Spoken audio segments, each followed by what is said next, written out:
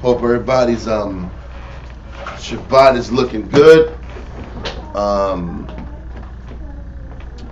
Let's see. I know tonight is when we start off our Feast of Pentecost, the last day, the Feast of Weeks.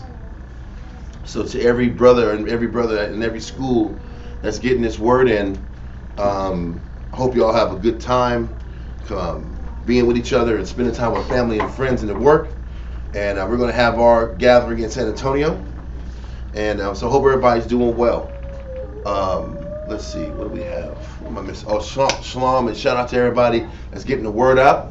isbhpk Houston, isbhpk Virginia, Rochester, New York, San Antonio, obviously. The brothers out Cabo out there teaching in Guatemala.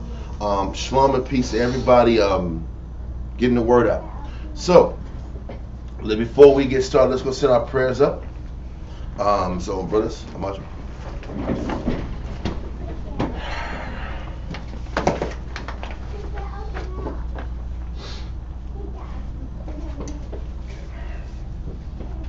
Barakatah Yahweh B'Hashem Yahushua. Barakatah Yahweh B'Hashem Yahushua. Hahawa Nothing Award. Zayawam. The water. Amen. Bless you, Yahweh, in the name of Yahweh Shai that gives to us light this day. Thank you, so be it.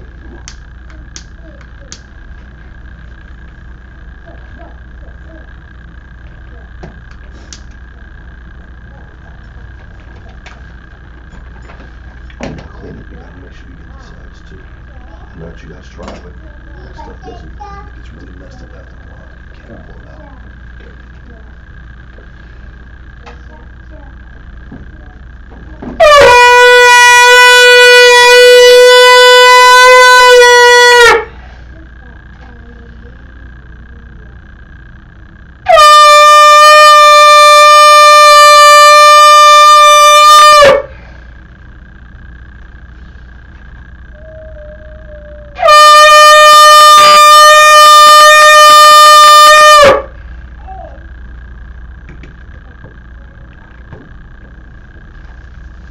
Barakatah Yahweh B'Hashem Yahushua. Barakatah Yahweh B'Hashem Yahushua. Hahawa Nothing Rayach Nayachacha. The water.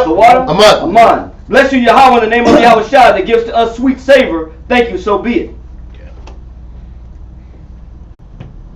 Okay, we're back on. It's not good either. Today is a party, obviously. Seems like. Okay. Imagine Mopanya Yerushalayim. Right, stand and face Jerusalem. That's where he's finished reading. It's not going to change anything. Barakatah Yahweh B'Hashem Yahushua. Barakatah Yahweh B'Hashem Yahushua. Hahawa Nothing Hashabbat. Shalom. The water. Amen. Bless you, Yahweh, in the name of Yahweh Shai that gives to us the Sabbath in peace. Thank you, so be it. Psalms 121.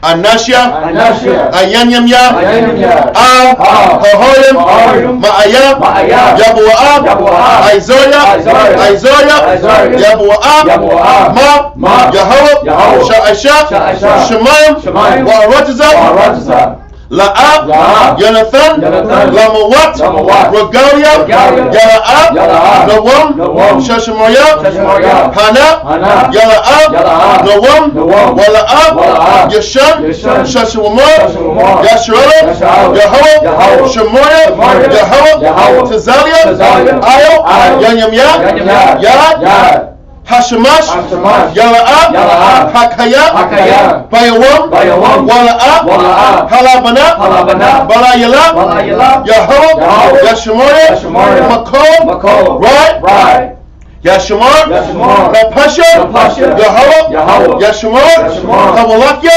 Wabu'aya, Ma'aitha, Wa'ai, Amen. In English.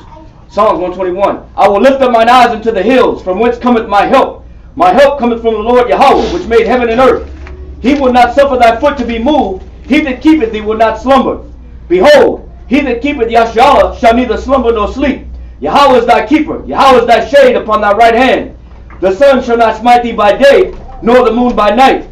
Yahweh shall preserve thee from all evil. He shall preserve thy soul. Yahweh shall preserve thy going out and thy coming in from this time forth, and even forevermore. Amen. Amen. Israelite Credo. Shema Yasharala. Shema Yasharala. Yahweh. Yahweh. Alahayana. Yahweh. Echad. Shema Yasharala. Shema Yasharala. Yahweh. Alahayana. Yahweh. Echad. Shema Yasharala. Shema Yasharala. Yahweh. Alahayana. Yahweh. Echad. Deuteronomy chapter 6 verse 4. Hear, O Israel, the Lord our power is one Lord. Okay. Lord's Prayer. Abanawa. Shema Shemayim. Kodash. Hayah. Shemka. Yahweh. Malakwatka. Taba'ah. Ratazaka. Hayah. Aisha. Ratazak.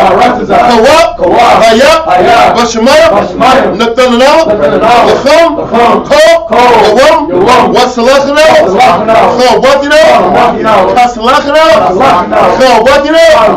Wala'ah. Tabi'anau. Banasawan. Abo. Hamasayana. Mayan. Right. Hayat. Laka. Hamarakwa. Waha'ala. Wahathapa Ara. La'ay Waramya. Amen. Matthew chapter 6 verse 9. After this manner therefore pray ye, Our Father which art in heaven, hallowed be thy name. Thy kingdom come, thy will be done in earth as it is in heaven.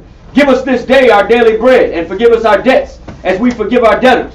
And lead us not into temptation, but deliver us from evil. For thine is the kingdom, and the power, and the glory forever. Amen. Amen. Ten Commandments. La'ah. Yahaya. Laka. Alahaya. Achaya. Ayo. Hanya. Thou shalt have no other powers before me. Number 2. La'ah. Ta'ayna. Laka. Fasal. Wala'ah. Ta'ibada. Thou shalt not make unto thee any graven image, nor serve them. Number 3. La'ah. Talaq. Shem. Yahweh. Bashawa. Thou shalt not take the name of the Lord thy power in vain. Number 4. Zakar. Hayawam. Hashabat. Lakodashwa. Remember the Sabbath day to keep it holy. 5. Kabad. Abaka. Ya'amaka. Honor thy father and thy mother. Number 6. La'ah. Tharatazak. Thou shalt not kill, murder. Number 7. La'ah. Thana'ah. Thou shalt not commit adultery. Number 8. La'ah. Thagana. Thou shalt not steal. Number 9. La'ah. Ta'ayna. Shakwar. Thou shalt not bear false witness against thy neighbor. Number 10. La'ah. Tha'chaman. Asherah. La'ra'aika. Thou shalt not covet anything which is thy neighbor's.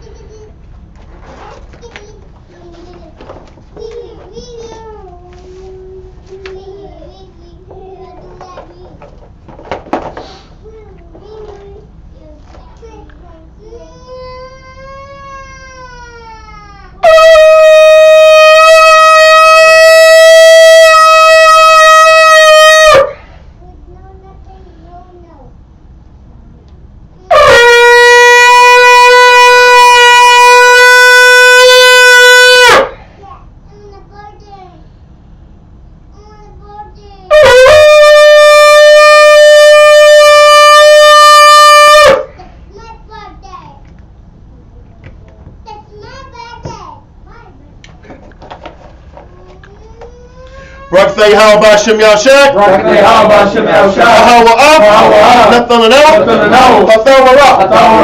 Bless you, Yahweh, in the name of Yahweh Shad that gives to us the law. Okay. All right. Everybody shopping? Right.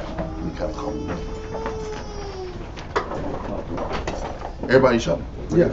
Take seats.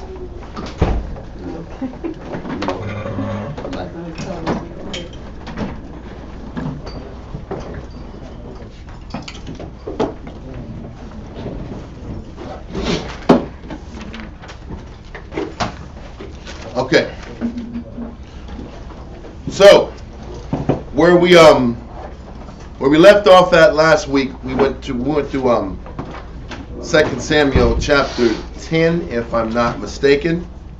And this was when we started noticing that David had hit his apex of the potency of his kingdom and his empire. They had just defeated the Syrians, whom the Ammonites paid to start sitting back here and giving us problems. This was after the death of the king of Ammon. And what was kind of striking to see at this time was this is when David started to back away from the battles. He stopped leading the men from the front as frequent as normal. And just like when even the scripture says, I want to go here real quick. I think it's Proverbs 24 and 33. I think that's what it is. No. I got it. I messed up because I put it right directly behind as I was pulling back. I should have put it right here. While I did that, I wouldn't have had that problem. Oh, okay. So let's go there. Proverbs 24. I'm gonna make sure I got this. That's the right verse. I'm trying. Yeah, that's what I want. That's it. Proverbs 24. Matter of fact, yeah, we're gonna go ahead. We're going to another verse after this. Proverbs 24 and 33. Just to kind of preface what we're about to deal with. Matter of fact, read verse 32 and then through 34, just to sit back here and start this off. Because we were reading earlier in 2 Samuel 10 that he sent Joab out to go start to fight these wars with his brother Abishai, and they started fighting the Syrians, and they pushed Ammon back into their city walls, their fortified city walls in Rabbah. And David sat back here, and anytime he went back to fight is when they had to finalize taking out the Syrians. So it's starting to show a pattern of David taking a couple plays off, so to speak. And for anybody in leadership, anybody learning, even putting your house together as being that leader or that motor or that engine in the home, we all have to be very leery about relaxing and taking a chill pill in reference to leading your family or leading your household or leading brothers through new endeavors. Do you think that's a spirit of complacency? Oh, there's no doubt about it, it's a spirit of complacency, because listen, it's not like David was like just sitting back and falling back during times of instructional exercises, training, and drills. This was going to war with the enemy. And when you're going to war with the enemy, it's no different than leading your family through new endeavors, leading your camp and your school through new projects. When you're going and dealing with your people with new projects, it's important that you lead from the front and you lead with your example ahead. And this was still an expedition that required the leadership or the potency of their king.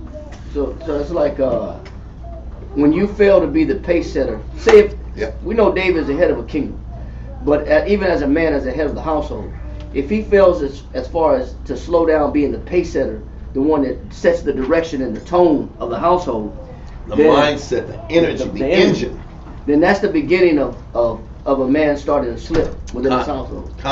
That's the beginning. So let's read Proverbs 24 real quick. Proverbs chapter 24, verse 32. Matter of fact, let's salute you in. Salaki. My fault. Yeah.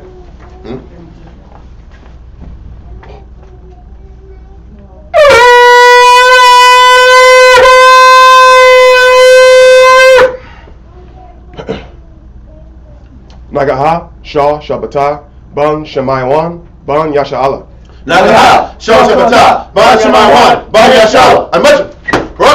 Yahweh Hashem Yahshua Yahweh Hashem Yahshua Brakathon. All right. So read that from the top again. My apologies. Proverbs chapter 24, verse 32.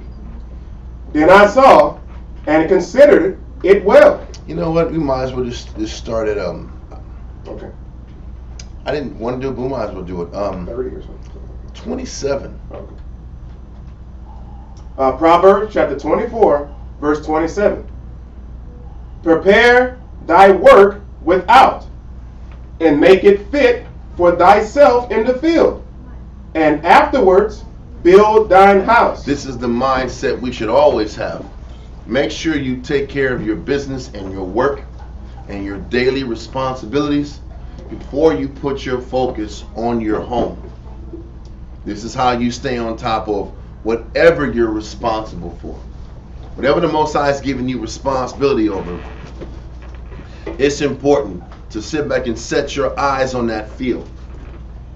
As a husband, as a man, as a leader of your family, as leader of your school, as leader of men, that field has to be taken care of first before your home is taken care of. It doesn't mean the home's supposed to be neglected.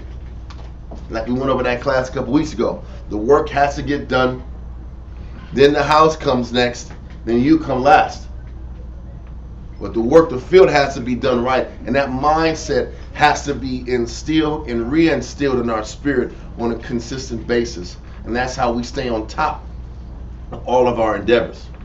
And as we're starting to see in 2 Samuel chapter 11 or chapter 10, he's starting to fade out and not make the maintenancing of his kingdom and the overall security of his kingdom number one priority. And this is what happens when you start seeing a lot of success in a row. You start thinking the next man got it, which he probably does have it. But it doesn't change the fact that as a head, as a leader, we have to fight our tails off to stay on top of our spirit so that we don't get lax. That's a natural desire to take it easy in everybody. That's why you could even just on a Jake level, everyday level, you can go to a restaurant and from breakfast to about 5 o'clock when the boss leaves. You know, like there's always biscuits and gravy. There's always okra ready. There's always corn. There's always mashed potatoes. There's always everything that's on the menu. They got it. But around, as soon as the boss leaves, the music turns up. You know what I'm saying? Then y'all got, let me get some okra and some fries. No, we out of that. You know what I'm saying? Yeah, how long, can I get some chicken? Yeah, it's a 30-minute wait for the chicken. 30 minutes. But you have to have the chicken ready. But yeah, there ain't no chicken ready. It's a 30, 45-minute wait. And you look at the decline. What happened, man? This spot is always jumping. But like the old saying is, when the cat's away, the mouse play. The mentality is when there's no leadership and there's nobody in charge, the natural inclination is for everybody to take it easy. And then everything starts to, the quality of whatever the establishment is starts to diminish. Yeah. And you can see that every day in the world, all day, every day.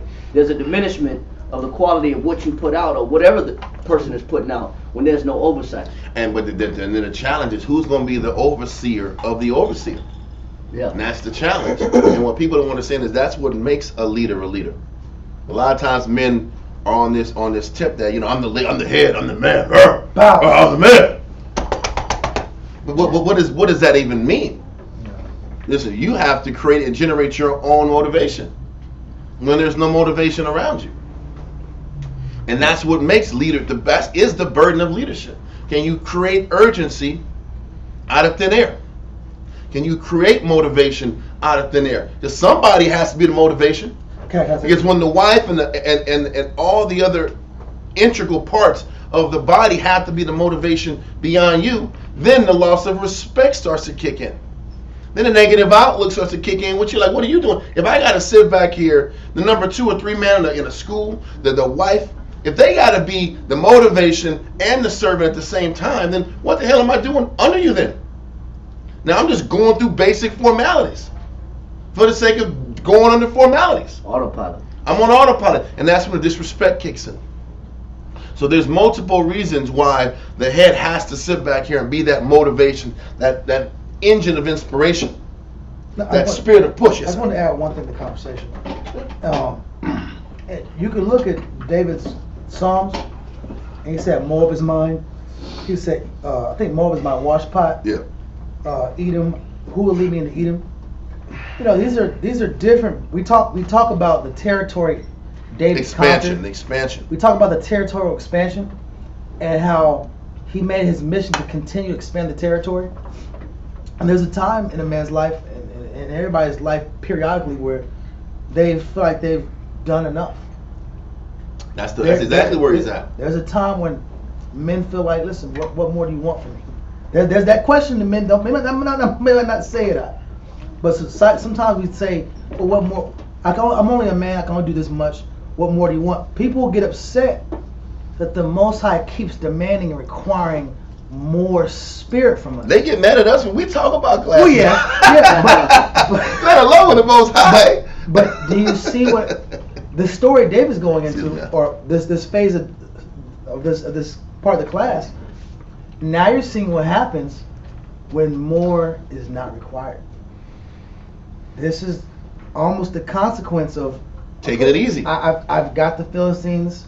I took out Moab. I took out 2/3 of Moab's army. I've done as much as I, with it. I've gone above and beyond what's my requirement. And he just finished off Syria. He took it easy initially with Syria.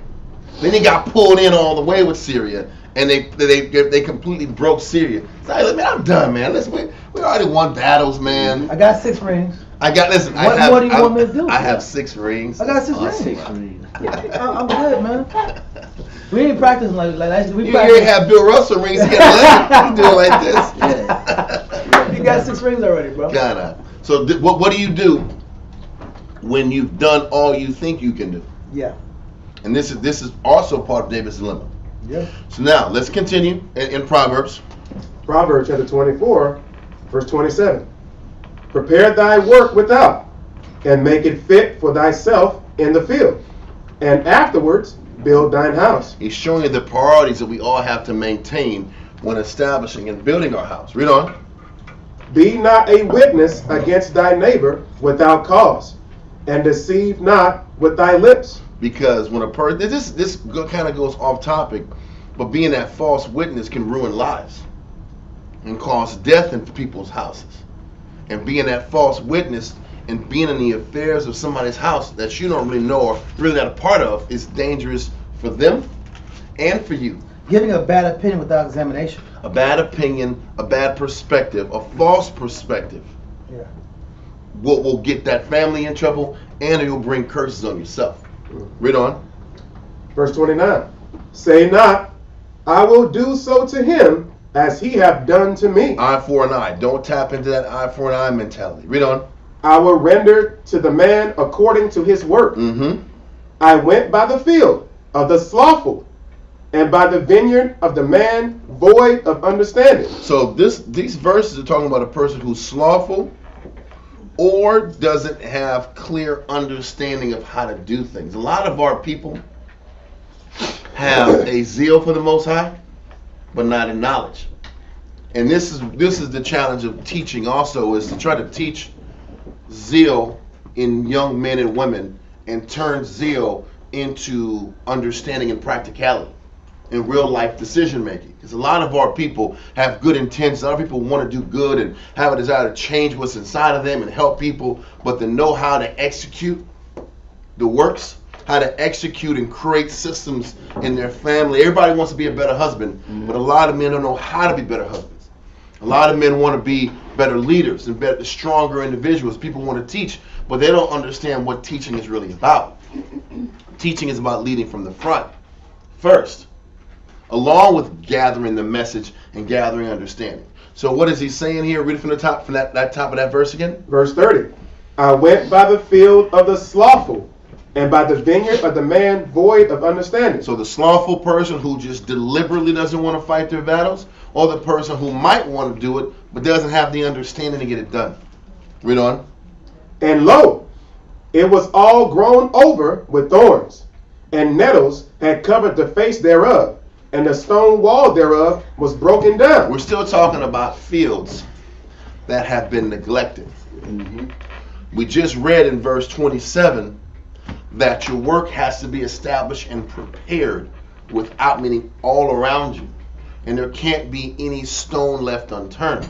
When you read in the book of Timothy, it talks about the husbandman must first be a partaker of the fruits thereof. Mm-hmm. So the person who's the head of the field has to understand and have a certain type of mastery over all the different works and responsibilities of the field. Whether it's, I have to understand how to sit back and manage the greens. I need to know how to manage the cows, the sheep. I have to be able to manage the carrots and whatever other vegetables I have to sit back there. I have to make sure that the thorns and nettles and all these things and the weeds are pulled out. I have to make sure that rodents don't have access to the vegetables and the fruits. I have to make sure the cows are protected and covered during storms and thundering and lightnings and hail. Understanding and having the foresight of committing yourself to the works so you have a working understanding of everything is what it takes to at least have the understanding of how to overcome things. And then once you have the understanding, you have to find the drive, find the motivation.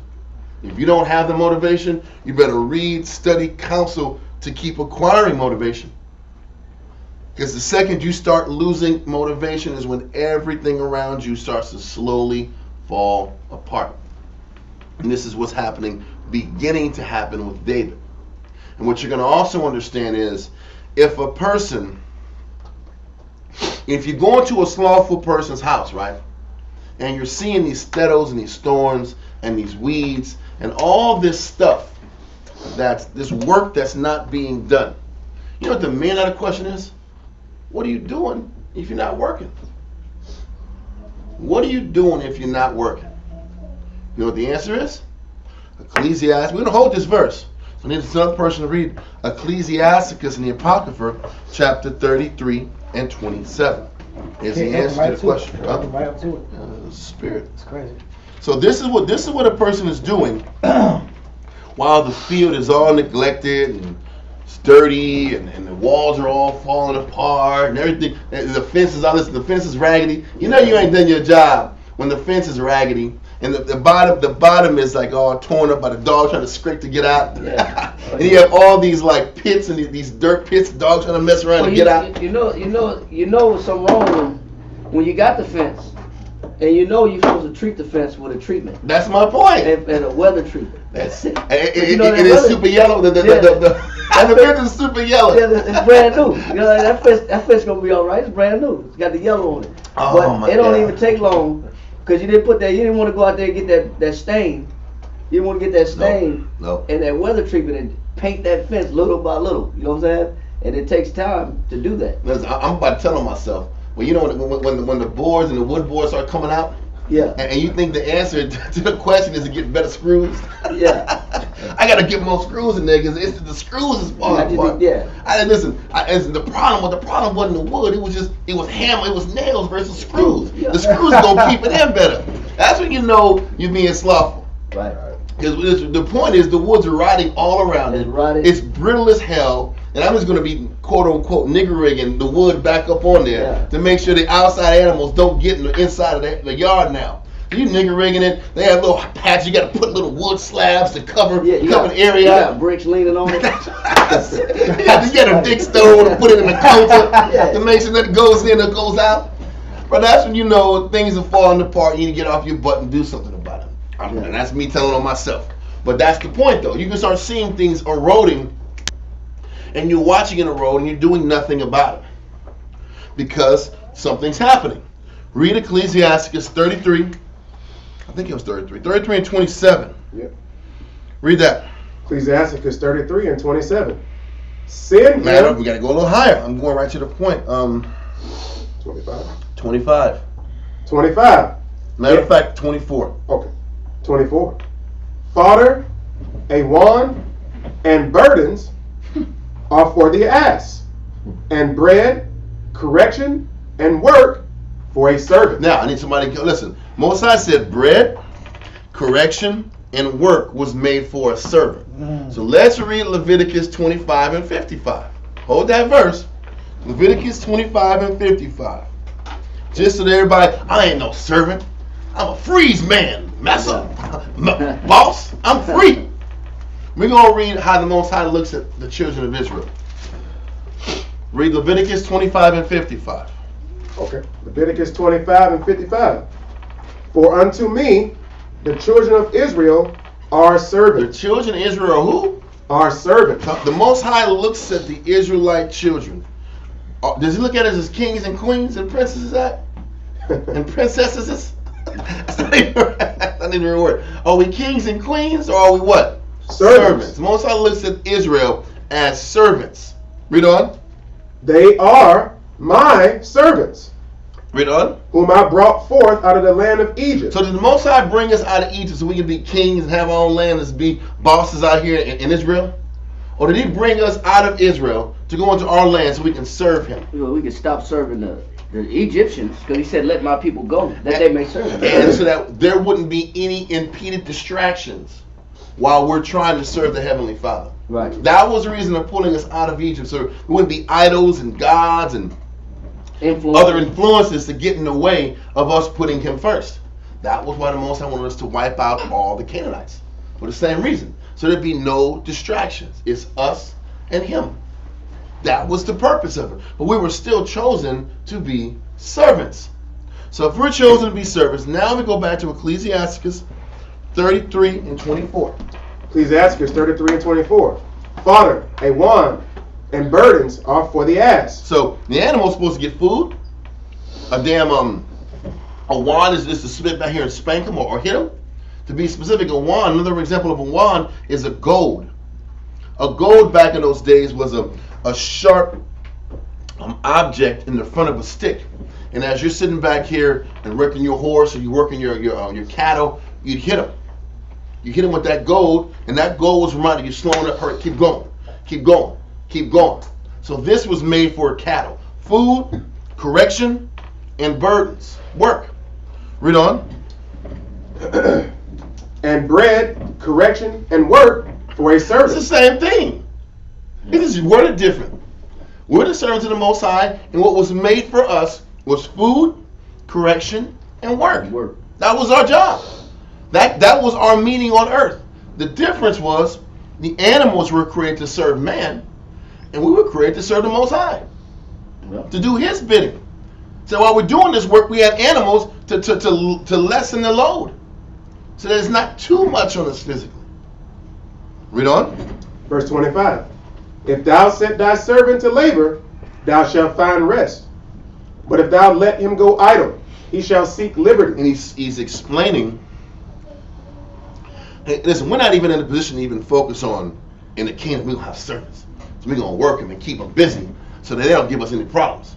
This is us. Right. He's talking about us. And the Most High keeps us busy with projects, right, with work, with busyness, with activity. Because if we're not active, what ends up happening? We want liberty. Yep. We want to be individuals. Comforts the flesh. Mm-hmm. It's almost like if I have enough energy to be focused on what I want to do, what does the Most High start doing? He's just keeping us more busy. Because our mind's in the wrong place. This is how he looks at us. This is the nature of our life. So if you're asking yourself, why am I always bogged down with work, bogged down with responsibility? Another question, a better question you should ask yourself is, if you didn't have these responsibilities, what would you be doing? If you weren't being pulled here and pulled here and pulled here and pulled here, where would you be every day? The scripture's about to tell you. Read on. Because liberty is, when it says your servant is going to seek liberty, everybody has a different idea and form of liberty. Everybody has a different idea of what's comfortable, what feels good, what's easy to them. But liberty is liberty. Shalom. Read on. Verse 26. A yoke and a collar do bow the neck. So are tortures and torments for an evil servant. This is how the Most High starts to deal with this. You know how the Most High tortures and torments us now? He brings more bills. He brings drama at home, stress at home, unfixable damn problems at the house that you just have to keep giving your mind to every day. Money pits. Bad reports. Pits. Bad reports. Yeah. That draw you back to reality town. True. And get you out of fantasy life. Can't float no more. That pulls you out of your personal desires to do what you want. Yep. This is how the Most High looks at you. Because we are the servants too. We're the Most High servants. So you know the Most High do, okay, when you get free time, you go left. You start dabbling into your flesh and your little fleshly desires, your comforts. So I got to tighten things up around your life to take all your waking moments to focus on something else. Because I don't trust how you act when you get some free time. You're like a damn fool. That's how we look at our kids. Why we have our kids doing summer camps and stuff? Why we got our kids in summer camps and after school things? Because if they weren't, what would they be doing? They'd be going plumb loco, right? Experimenting. What you smoking on over there, son? That looks fun as hell. You going over whose house? What's going on out there in the house? What's going on in the house? What they doing? What they doing over there? I'm just curious. What's that crew of 7 people walking over there? What's happening? Let me follow them and see what they do. Listen, that's all sin, right? All that's leading to is sin. Why are y'all in the house with the lights off? With the lights. What's that dog substance in that cup right there? Yeah. It smells funny. What's in that? It tastes. Why y'all in them covers? Listen, all of it leads to sin. Oh, y'all just make it a 10, huh? Yeah, right. Y'all niggas making 10s at 17? Yeah. I don't think so, my G. Y'all ain't making 10s at 14 years old. Y'all ain't playing Fortress. Hey, y'all playing house. Y'all playing house. Too quiet in there. That's probably the case. Too quiet. It's house without the teacups. It's house without the teacups. But yes, this is the whole point, though. How we can easily see how we have to regiment our children's lives to keep them from getting loose, creating a system to eliminate distractions, to eliminate different pulls that can take them off. When we get angry when the Most High does the same thing to us. Yes, one verse, Genesis chapter 2 and verse 15. Genesis chapter 2 verse 15. Genesis chapter 2. And then Titus chapter 2 verse 4 and 5. Read that. Genesis chapter 2 verse 15. Go ahead. And the Most High Power took the man and put him into the Garden of Eden to dress it. And to do what? To dress it. What does it mean to dress it? When you dress a tree, you're pruning the tree. You're making sure that it's fertile. The trees are fertile. It's got nutrients. It's got what it needs. You're taking off the dead leaves. You're maintaining it. He says to dress it into what? And to keep it. And that word, sometimes we don't realize what that word means. That word has that word to keep it has a meaning. But he's going to explain what that meaning is also in Titus chapter 2 verse 4 and 5. I got the definition too, whenever you're ready. Oh, you got the definition of dress? I got that dress. Yeah, please. Dress means this: to adjust, to put in good order, as to dress the beds of a garden, sometimes to till or cultivate. To till, to cultivate. So it wasn't, Adam didn't get the garden. I get it in 1 second. He didn't get the garden just to lay up in the garden. Yep. And just to relax in the garden. Yep. There was work in the garden. It was to till and to cultivate the land. And that read verse 5 in Genesis. And to put it in good order. Put it in order. That means there's some work involved. Read verse 5 in Genesis. In Titus? No, Genesis. Okay. Verse 5. Genesis chapter 2 verse 5. And every plant of the field before it was in the earth, and every herb of the field before it grew, for the Lord power had not caused it to rain upon the earth. Now this is before Adam was even born. Read on. And there was not a man to till the ground. And the Most High had already declared that there's some work that needs to be done. Yeah. Before the Most High even made Adam, he had already said there was no man to do what? To till the ground. So what do you think Adam was supposed to be for? Work, man. He was supposed to be putting work in. And we think that the Most High made Adam and had the garden. He was in the Garden of Eden. He was in paradise just to lay up in paradise. There was work involved. Now jump down to verse 15. Verse 15. And the Most High Power took the man and put him into the Garden of Eden to dress it and to keep it. And to keep it. Now Titus chapter 2 verse 4 and 5. Titus chapter 2 verse 4. That they may teach the young women. The young women need to be taught what? To be sober. To be sober, not influenced. Go ahead. To love their husbands. To love their husbands, and what else? To love their children. To love their children. Go ahead. To be discreet chaste, keepers at home. And that same word keep is the same word that Adam had a responsibility for also. When you look at the definition of that word, keepers at home, that means to work at home. That means that the house is not a place just to lay up and kick your feet up and sleep and do nothing. There's work involved at home. Just like the Most High gave Adam work in the garden, there's an obligation and a duty and a responsibility for a woman at the house also. Can I read this definition? Come on, please. To preserve from falling or from danger, to protect, to guard or sustain. That's what keeping the house is too. Somebody has to sustain the house, maintain the operation of the house, guard against the falling of the house. This is all work. I say this because there's been for years a mindset of being free in Christ that's been taught. Man, I've been in the knowledge since 94. I mean, people were pushing freedom like Braveheart acted since 97. Freedom! Freedom! They've been pushing Braveheart freedom angles for years, What people don't understand is, you know what you're free to do? You're free to work for the Most High and serve Him unadulterated. You're still working. Still working. But people think that freedom means I'm free from the labor and responsibility of being tethered to responsibility. No, I'm free from Christmas, Easter, Thanksgiving. I'm free from having 401ks. I'm free from having to wear white on Labor Day. I'm free from having to shave my beard. Yep. I'm free from having to sit here and fit in where I can get in. But you're trading the freedom of that. You're free from that, but you are now able to be a greater servant for Him. Right. And that's what people don't understand. You're a greater servant to the work now. And the Most High tells you, you have to keep your house. You have to keep the field. Yep. You have to keep the body of men that you're responsible for. And it all requires work. All work. Which means you have to be responsible. Responsibility means I have this to be focused on, this to be focused on, this to be focused on before me. It's all work.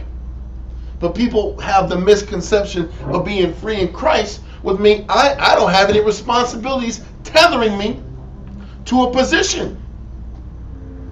I just want to bring that point out. You were bringing a great point, but no, that was the whole point of just reading Genesis, to show that from the beginning, work was intended from the very beginning. And that work and that responsibility, that heightened responsibility, was always put in front of us to keep us from seeking liberty, because we were not allowed and chosen to be put in this work on this earth to serve the Most High, to lay up. That's why the Most High said, "Be not curious in unnecessary matters." Because you know we got to focus on my salvation, my responsibility, my field that I'm responsible for. That's what I got to focus on. And He gives me plenty of that to keep myself busy. Because looking for anything else, that pursuit of liberty leads to sin. And we're going to take all that and go back to Ecclesiastes. Was that? One point. And some people would say that, well, Adam, when he was judged by the Most High, his judgment was he had to till the field. His judgment was he had to work, right? Well, it's two different situations. As one idea to work, and conditions around you are prosperous, and conditions around you are growing, and the earth is watering itself. Because through the mist and the dew that was in the garden, the earth was watering itself. Things were growing by their own accord. Yes. They were growing naturally. So he was just more in a maintenance. He was working. He was putting in work, and the Most High was assisting his work. Yes. But the judgment was, now you gotta till that field, and the ground gonna be hard. You gotta do double work, because you have double problems. You get double work with the same outcome you was going to get before. Now your work heightened and doubled up. He said, "Cursed be the ground for man's sake." God. He said, it said, now man shall eat bread by the sweat of his brow. Mm-hmm. Now you got to work twice as hard. Before you didn't have to sweat to get that field to yield. Now you got to put in some sweat. Yep.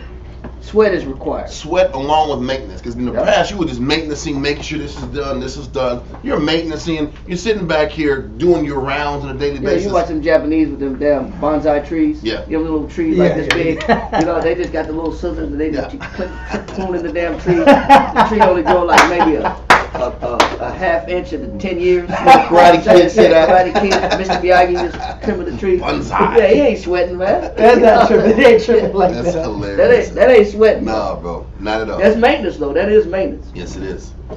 So we got all that. Let's go back to Ecclesiastes. We're in 28, sir. Yes, reach. Yeah. No, not 28. Ecclesiastes. Yeah. I want to go back to 27. Okay.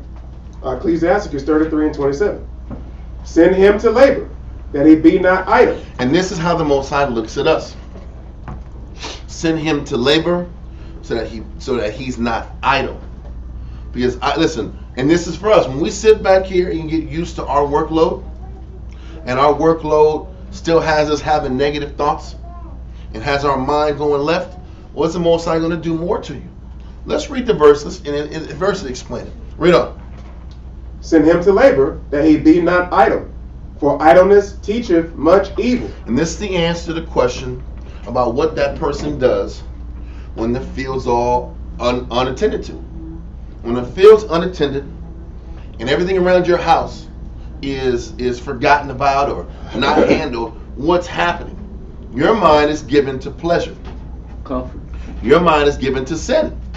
Idleness teaches much wickedness. So when I'm idle on my work, that means I'm active in my sin. And that's a very clear, easy way to look at the human condition. If you're at work and you're sinning, Yep. or you're about to sin, you're feeding the flesh enough to where you're about to go make a left-hand decision. Yep. Because that's what happens. And this is what the Most High is explaining about the condition of man. When I get comfortable, I'm a couple of steps away from sinning. How the Most High keeps us on our toes, that he keeps work in front of us. He keeps responsibilities in front of us. He keeps problems and pressure around us to keep us fixated on doing the right thing. Because if everything was light and easy, what are we going to be doing? We're going to the club. What time is it, man? When is the sundown? When is sundown? What's the new spot at? Broadway? Alright, I'm going to go down there and check it out. Yeah, you end up catching a virus on your TV or on your computer or your phone. Why are you getting viruses on your telephone, on your computer? Why are you getting viruses? Why is your computer coughing? Is it coughing? Their computer called an STD. Why is it happening? People know why it's happening. Because it's idle. It's idleness. That's the fruit of idleness. They go together, bro. When man has too much free time, it's only a matter of time before he's sinning. Women too. Yep. No, and listen, social media is a portal of wickedness. It's a portal of wickedness. It takes you anywhere you want to go. Yep. All it takes in is a slight nudges. Because the field doesn't just fall apart overnight. No. You fall apart gradually. Ecclesiastes 19 and 1. Yeah. Ecclesiastes chapter 19 verse 1. Ecclesiastes chapter 19, verse 1. Read that. A laboring man that is given to drunkenness Drunkenness just means being under the influence of other things. Read on. shall not be rich. Read on. And he Now, not just a drunk man should not be rich, but he that what? and he that contemneth That means he that hates or is disgusted or not understands why the Most High wants us to be busy. Why does he want us to be at work? Read on. and he that contemneth small things Small things. Oh, that's not that important. I'll wait another day. It's no big deal. I'll get to it. That spirit of procrastination. Read on. shall fall by little and little. So a downfall is not immediate. It's not overnight. People backslide and fall away from the Most High little by little. Can I pull something on that when I say something on that verse? Come on. Listen, there's a saying that says the devil's in the what? Details. Is in the details. So a person that hates dealing with the details and the specifics of things, they're gonna fall little by little also. When you don't stay on top of the little things, you don't manage maintenance of little things. The little things matter on the biggest scale. Yep. And if you neglect the small things, they will eventually blow up to be big things little by little over time. That's erosion. That's erosion. But when I don't focus on the details, when I don't deal with the consistent little things on staying on top of business, what happens? If you don't do the little things, tax man comes. If you don't stay on top of your paperwork, guess what happens? The city pops in. You forget. You forget. Oh, I forgot to pay the taxes. All these responsibilities catch you off guard. Well, because I don't seem to have the little things. Then I'm overwhelmed. Then all of a sudden, there's big fines that come from little mistakes. Then I got anxiety. Then I'm stressed. Is that? Ecclesiastes 5:15.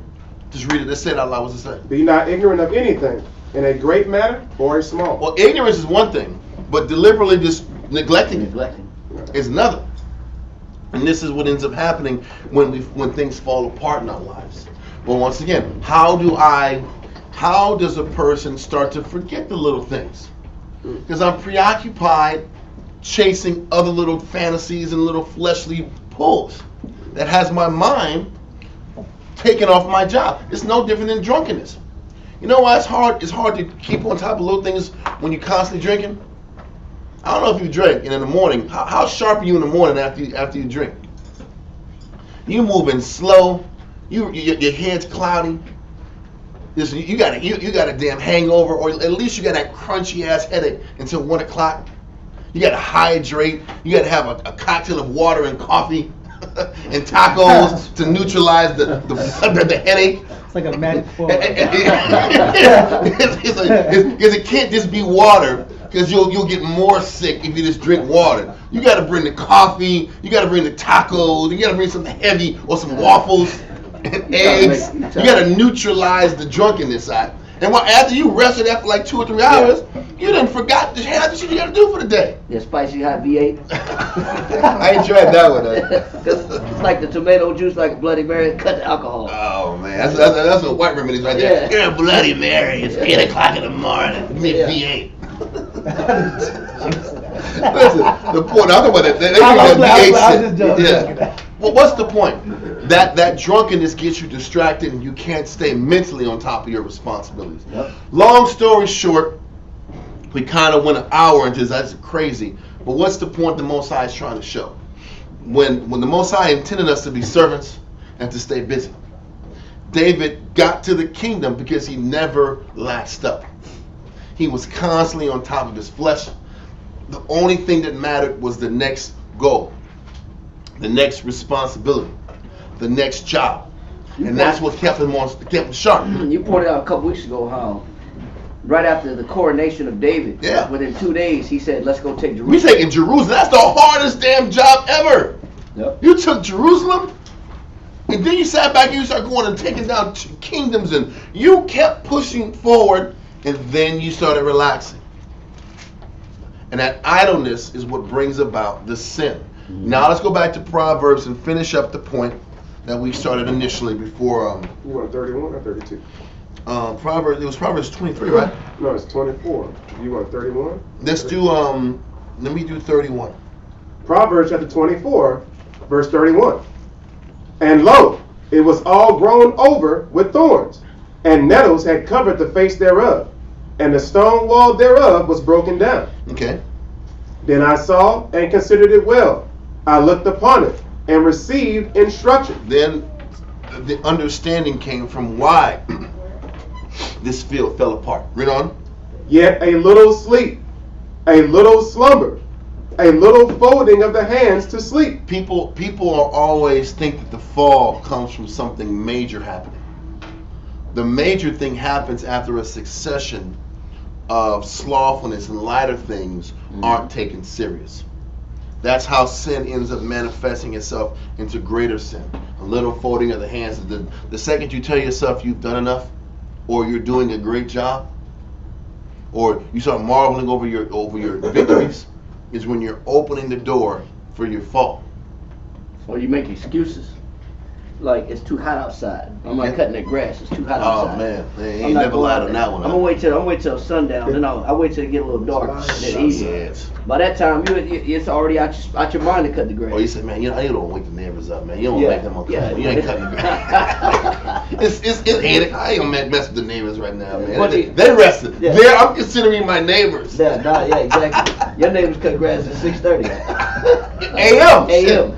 Yeah. And that's the answer. This, I'll do it at 6 in the morning. Yeah. But you don't set your alarm? You ain't get up at 6. You keep pushing things back. Yeah. And then, but the funny thing is, you push things back in one thing, you start pushing things back in other things. Yeah. And that's another thing about slothfulness. You lay up on one end, it just expands to other things in your life. Then you look up, now you're playing catch up across the board. Yep. Back up on laundry. Exactly. Man, that laundry is brutal out here. Yeah. Especially with kid laundry, there's loads out here, Yeah. loads and loads. And it's like, this is going to be a 3-day damn spectacle out. You try to do express cycles on your machine. Because the problem with the washing ain't the problem, it's the folding, right? Yeah. And it's the folding, and that's the problem. Put You got to hang 'em sort up. three kid age groups out, different sock sizes and mixed colors. That drives a person damn crazy, right? Yeah. That drives a person knucking futz. I made sure I slowed it down so it wasn't the curse word, but that's what's up. But keep reading in the verse. Wow. Verse 34.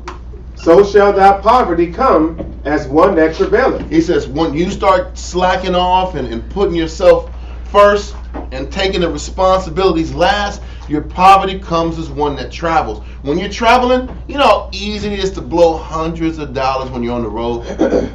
When you're breaking out of your system of things, you're out here in a different city, you're blowing money for breakfast, lunch, dinner, snacks, entertainment. A person that travels goes broke really quick. And he says that's what happens when you sit back here and make it about your flesh and your idleness and your pursuit of what you want versus that regimented set of responsibilities that's right in front of your face that we're all responsible to stand on top of. Okay, read on. And thy want as an armed man. Exactly. An armed man is desperate. Exactly. But that happens, that spirit of desperacy comes in because you've been slacking off for so long. So, with that being said, now let's get back into 2 Samuel chapter 11. Kind of want to just paint the picture of what's about to happen with David. So David is obviously laying up a little bit the responsibility of staying on top of the warriors and the fighters is not the number one thing on his mind. We read also that Joab and them left from the siege of Amnon the first time because there was a weather situation. It was getting in the winter. Nations didn't go to war with other nations in the dead of the winter like the damn French did against the damn Russians. They don't do that. They sit back and go back home, wait till if spring kicks back in, then it's time to go besiege people. So let's keep going. Yeah. 2 Samuel chapter 11 verse 1. Okay. And it came to pass, after the year was expired, at the time when kings go forth to battle. At the time when the kings go forth to battle, the new year always starts in the spring. The new year isn't December 31st, January 1. The new year is at the end of March for the most part. When April kicks in is approximately when the new year kicks in. Okay, read on. That David sent Joab and his servants with him and all Israel, and they destroyed the children of Ammon and besieged Rabbah. Now listen, now this didn't happen overnight. Because the verse makes it seem like they just marched into Ammon and just karate chopped them and kicked their ass in 5 minutes. They went to besiege an entire city. When you're besieging an entire city, you have to wait them out. That takes weeks and months of just waiting out for the halftime. You have to sit back here, get in front of their gates, and wait. This is what you're doing. You're sitting back here, you're cutting off all supplies coming in and all supplies going out. So the besieging of a country, it's a process of months where you have the army just out in front, wait. It's a damn standoff. So then what happens? The people that are inside the temple or the kingdom are living off of the rations that they've had set up for a period of time. That could be months. What you're going to read is one of the breakthroughs that Joab and the army eventually did was they sat back here and gained access to the water. And once the access to the water was established, then it was a matter of time that the city was going to fall. And mind you, the gates are closed the whole time. So the only way to besiege a city is to wait them out, which is the best way because you weaken the men, you weaken the people. Then there's certain machines that you make that you can build up to the height of the walls, and you push those machines up and you work the men up. You put archers on those towers. Yep. And then while they're shooting over the wall, then you got the engines that can throw stones.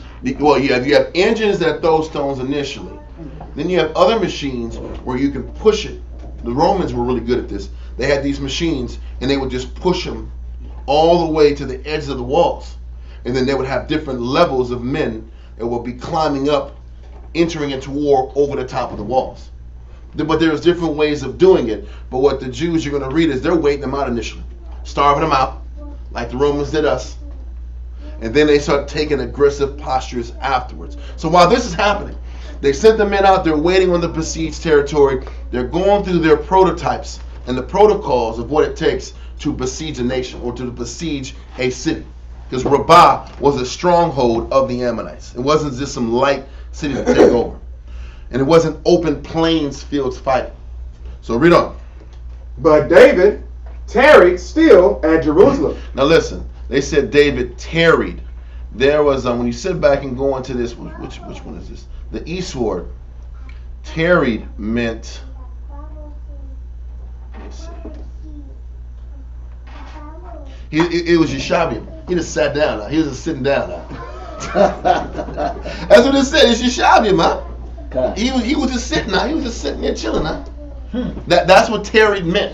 It was tarried kind of like he's just waiting to see what the results of. No, he wasn't waiting to see the results. He was relaxing now. He was sitting now.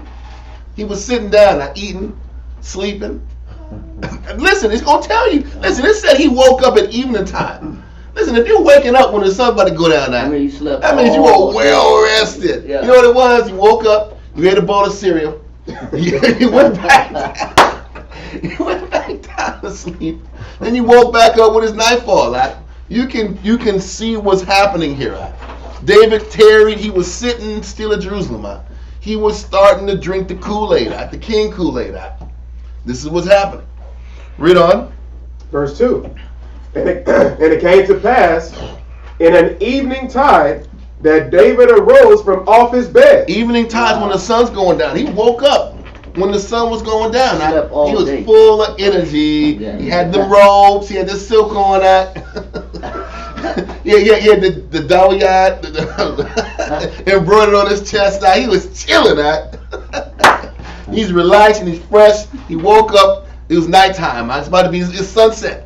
You know, you got some hard men going to battle for him too. Everybody's sweating out there in them woods, waiting, eating on some small rations. They got to ration it out while you're waiting on the kingdom to fall, for the supplies to fall. So they're sweating, they're struggling out, and David is chilling. But the problem, this is what most kings do. Most kings, this is why Christ said he didn't want us to operate like the kings. He wanted us to operate with that lordship over men. So anyway, let's keep going. Come. And it came to pass in the evening tide that David arose from off his bed and walked upon the roof of the king's house. Now, online, I'm showing you how Jerusalem is set up. And when you sit back here, this is where David's house was. Everything's on a downward slope. The top part is flat. But where David's house is perched, he can see the whole city. He got view of everything panoramic going downward. So David's here chilling, and he sees all little housing areas, all the housing situations, all the apartments. Mm-hmm. He sees all the apartments, all the places and cribs in the royal city. Okay? That's what he was doing. That was the viewpoint he had when he was on his rooftop. Okay? Read on. And from the roof, he saw a woman washing herself. He was on the rooftop. All the housing situations, all the apartments. There we go. So he's on the rooftop, and he sees this sister showering up or bathing up. Okay, read on. And the woman was very beautiful to look upon. Okay. Hold on.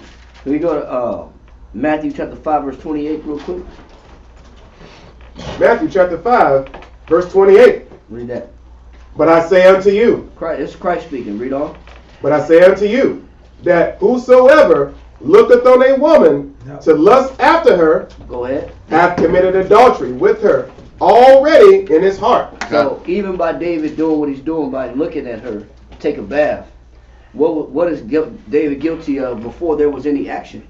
Adultery. He was already committing adultery in his mind. Because the Most High knows listen, David had the power to make a boss move like that. Regular cats can't just do that.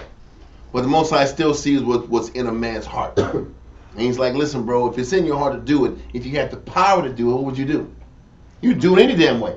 If you had the power to make a sinful move, you would do it if it's in your heart to do it. Mm-hmm.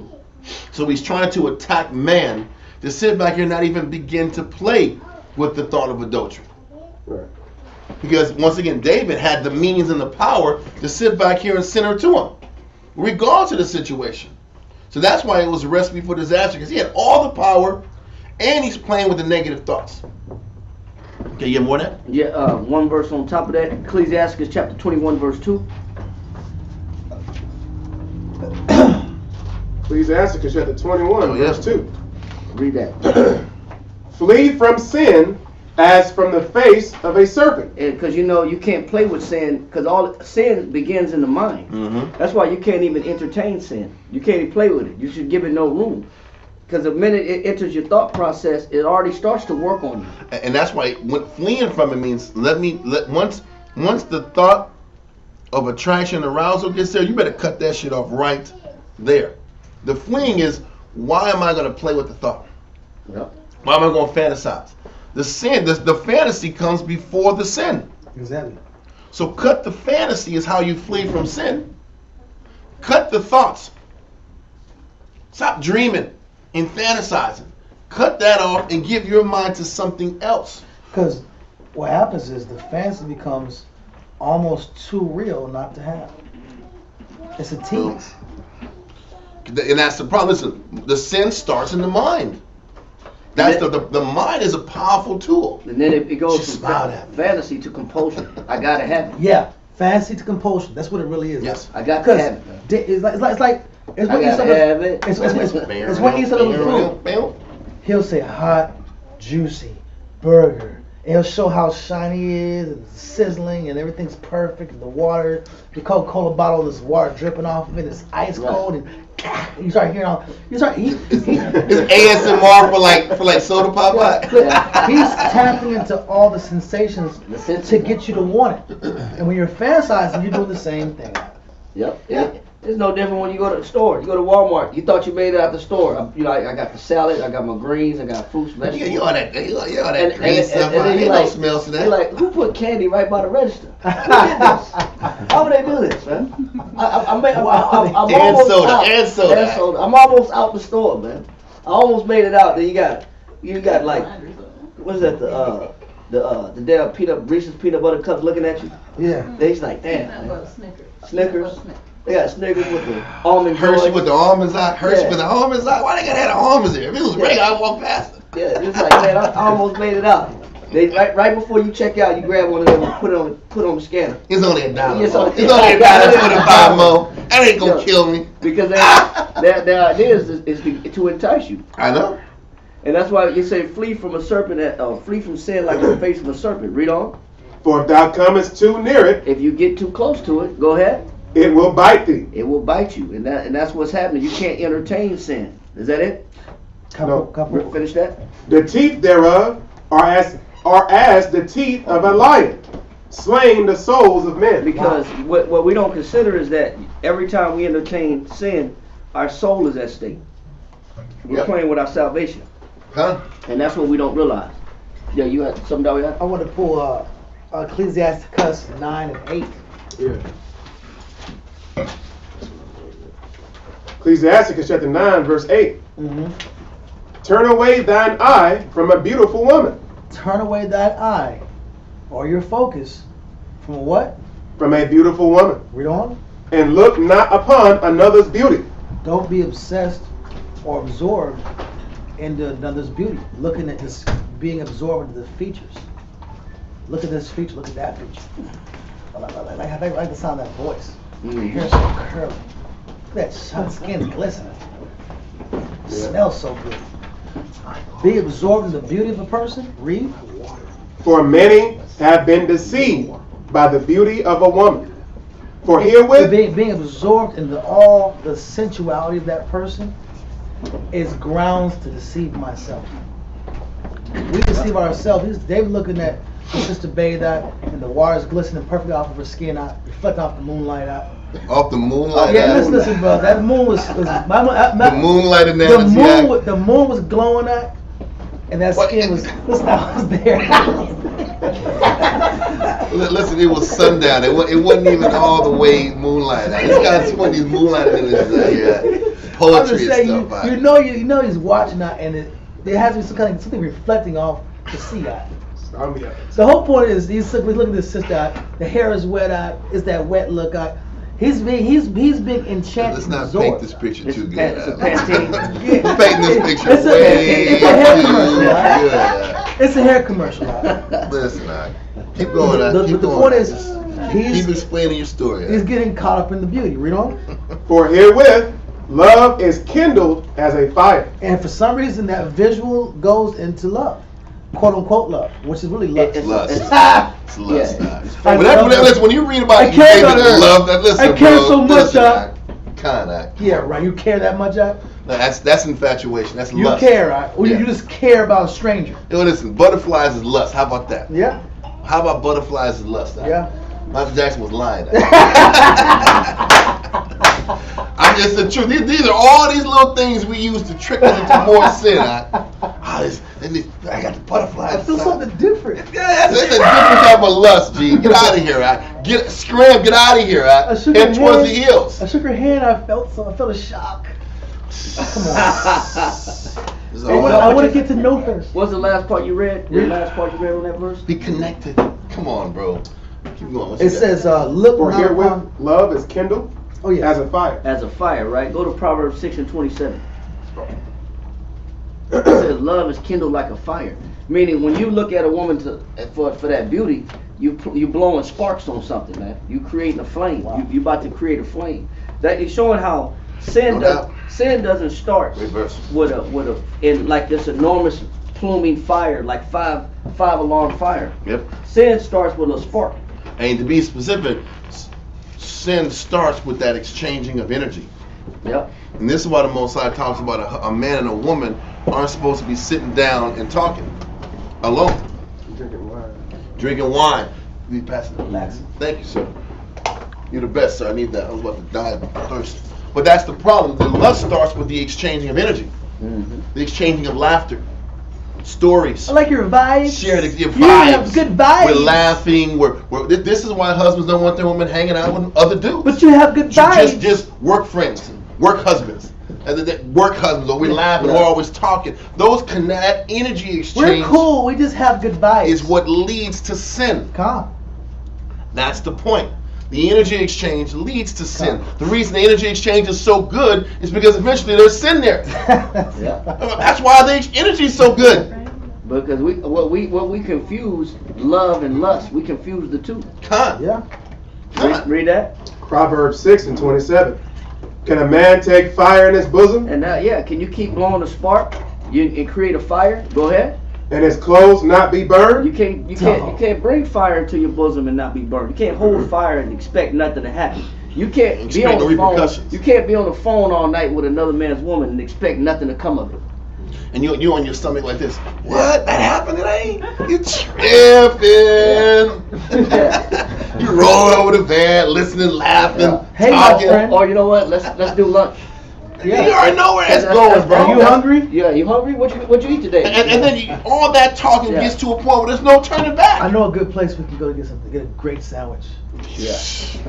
The sandwich is that great out? No, it's a lone sandwich. That's what it is. It's a great sandwich out.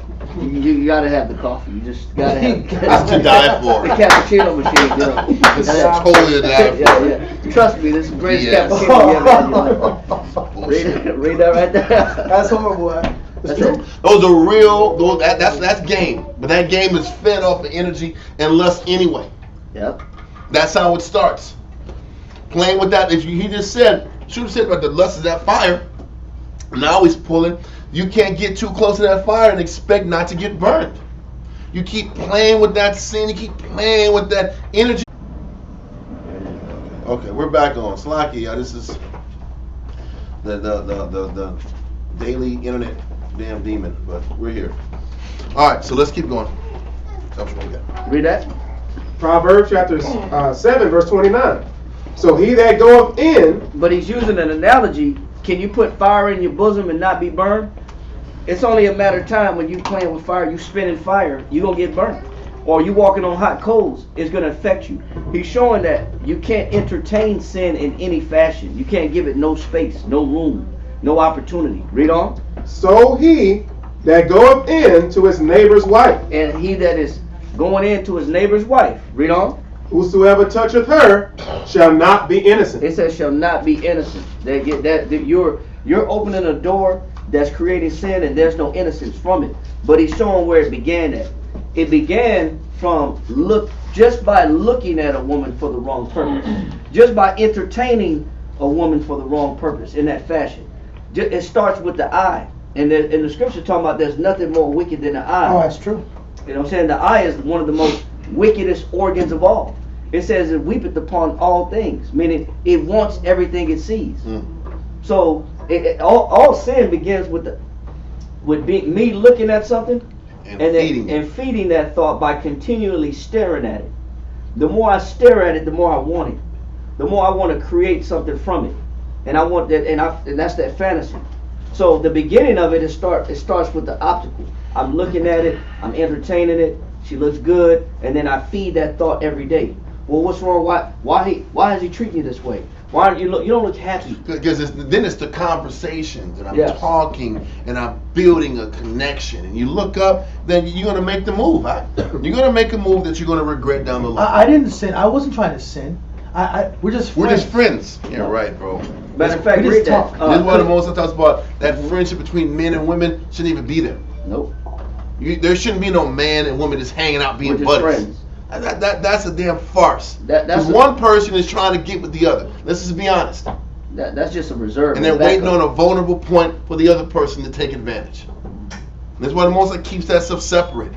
Well, That's why even when we counsel, we don't even counsel women alone. That's a no. That's how you get caught up in the problems. You counsel with another sister there and at least two brothers there. That keeps you blameless. And it helps disconnect that one-on-one emotional connection. because sometimes a woman will use that to her advantage. Of course. You know what I'm saying? To get her way. Con. You know what I'm saying? But let's you got one more? One more. Ecclesiastes 31 and 13. One more. Last one. Ecclesiastes chapter 31 and verse 13. Read that. Remember that a wicked eye, And that's what David did. David entertained that wickedness through his eyes. He was watching Bathsheba take a bath. He said, "Remember that a what?" remember that a wicked eye Go ahead. is an evil thing, Read on. and what is created more wicked than an eye. Yeah, by you looking at negative, that's the beginning of sin. That's why we tell brothers at work, don't be trying to exchange phone numbers. Yep. Don't be trying to exchange phone numbers on the job. Don't be using this as your playground. Your hookup platform. Yeah, this is not a hookup platform. That's not where you. Yes, so you got a question. I was going to ask you when you finish your thought, but I do have a question. All right, no problem. That's why we tell brothers don't be exchanging phone numbers on the job with women, because a man will swear I was helping her. Yeah. I was helping her because she was. I was counseling her. I Because didn't get in an argument she at the school. Right. I was working on how many months you need she not ready for to that. get her. She's not ready for the Oh, but she ready for you to talk to her for 3 hours. 3 hours a night, right? Huh? She needs her She need- spirit. she need to take it She needs slow. her spirit developed. Yeah. Okay, bro. Yeah. Okay, that's what it is. It's all about the spirits, right? Right. Spiritual guy here. Get out of here, bro. She gonna come in due time. She got a busy schedule. But you got time to talk to her all every That's day. my point. But men will With your swear. feet propped, like I said, with your Yeah. feet propped up on the bed, wiggling like this. See, what men think is that because nothing has happened yet, there's nothing wrong with what I'm doing. Because Exactly. Nothing has happened yet. So I'm not guilty yet because nothing has happened yet. But that's why Christ said you're already guilty because you've already embarked and embraced on the road to destruction. And that's why the most about sin like a serpent. You get too close to it, it's gonna bite you. Yep. You play when you nurture that play with negative, you will get hit. And it's, I didn't know, it just happened. Okay. Yeah. Oh yeah. Oh, I Just didn't happened. know. It just happened because you've been nurtured. You've been poking the Feeding. bear this whole damn You've been time. blown on the fire the I whole know. time. Yep. Like it's naked and afraid out in the woods. Yeah. Spinach You sticks. really getting that fire ignited out here. You playing with it every day. I just wanted to And help. you wonder why. I just want to help. I just had the best of intentions. Yeah. And then it just one strange picture come to your phone. Like, why'd Yeah. you send me this? I don't understand. Yeah. You know damn well why that pic got sent Yeah, to you. that was an accident. Was that an accident? Well, why you got a car? What was that all about? I don't understand. Was it What's meant to be? happening? What's happening? I was just trying to save it for, you know. You've always been a good friend of mine. Anyway, bro, listen. Let's get back. Listen, we paint the picture. Listen, what's up, sis? I'm sorry. I wanted to ask first before we left this topic. And me now growing my own little small teenagers. This perspective of trying to make sure we're blameless, and since they're going into that really mysterious age of gonna be caught up into lustful things. And I know we talk a lot about obviously young ladies covering up and not even giving that opportunity for that lustful thought to come by a young man. Isn't it the same, like if you say, for instance, we're at a pool and we have a lot of our young men who like to wear their shirts off and they're showing off their pics and stuff. Isn't that causing a young lady to be having those impure thoughts and making it hard? And then is that something that we should watch out for and not trying to teach our young men to attract young ladies for the wrong reason? Because she can come over and say, hey, but she saw pics first. She ain't trying to interest in your Bible thoughts. So it's like, how do you... Are we talking about, just to make sure I get this right, are we talking about the young men that in our arena going topless at a pool with Israelite kids? Yeah. No, it shouldn't really be happening. Listen, I wouldn't be, we even at our house try to sit back here and have our sons not be walking around with no shirts on around our own kids or our own daughters. Just to neutralize any damn craziness that might even try to happen on in the first place. And I wouldn't be comfortable with my daughter hanging out in the pool and some young dudes trying to sell tickets to the gun show. You know what I mean? I wouldn't want that to happen. Okay. I just wanted to make sure, because I was trying to see what scriptures that align with that to... I'll say because I said so. Of that. that's the damn scripture. You ain't gonna do it. I'm sorry. Well, any scriptures that you read about using discretion, God. being discreet, any one of those scriptures you could use, because that's what it is. That's what discretion is. Yeah. It's knowing what's appropriate and inappropriate. Yeah. And that a lot of that is based upon what a parent lays down first. And because you're dealing with parent, that's what you're dealing with, parental premise right here. And if I don't want my daughter seeing a bunch of dudes, then you gonna miss this one. You're gonna sit this one out. You're gonna sit this splash town meeting up. We're gonna miss it. And it's that simple. Everybody's gonna be there. It's just a pool party. Listen. Everybody but you. Yeah, everybody but you. Exactly. Is that the same as also moderation? Yeah, moderation, but moderation is just in small quantities. But discretion is knowing what's appropriate and inappropriate. And you gotta know what's good for you. You gotta know what's good for your child. Right. The scripture talk about of teaching a woman to have a care over her body. Right. Like you can't show your body like that. You can't show your body parts like that because you're enticing people. You're enticing people for the wrong reasons. And all I can tell you as a parent who has young kids, if you're gonna sit back and take away the quote unquote fun, you better replace it with a strong relationship. You better have a replacement for it. And I'm not talking about a carnal replacement for it. You better have a bond with that child. Not buying them everything. And it ain't about spending money. It's about you got to replace that pursuit with some other type of pursuit to neutralize the flesh. Because if you keep telling your kid no, you have a kid locked prisoner. They're gonna want to escape jail. And that's another side of it. The answer isn't just no. The answer's got to be no. And let me sit back here and teach you to give your mind to something else. We're talking about sin and how you got to run from sin like a serpent. What are you going to run to? Just the four walls? Or television? Or you run to idleness, which is going to put you right back. That's my point. Then you're going to develop fantasy town. And that's a scary thing too. You're going to write movies in your head. All of a sudden it's scary. It's fantasy town. Now I'm playing out everything I want to do out in the physical. It's just balling up here. Okay. And then as soon as that kid gets out, 18, they're going to plumb loco. And this is why it's important to teach them to transfer their mind and give themselves to something else that's constructive. And that's up to the parents. They have to create that. Back to David. 2 Samuel chapter 11 and verse 3. So she was beautiful it's twilight. He's on top of the. I don't know why he's on top of the damn house. He's on the roof, chilling like a boss. Listen, that's a boss player. You're on top of the whole city, and you looking down at the whole city like it's Rio out. You ever see those images of Rio and everything's on the downhill slope? You see all these people. Like I'm on top of the world. Brazilian ghetto. Exactly. He's on top of the world. On top of the rooftop. He's chilling. He's living his best life, so to speak. The favelas. Yeah. Read on. 2 Samuel chapter 11, verse 3. And David sent and inquired after the woman.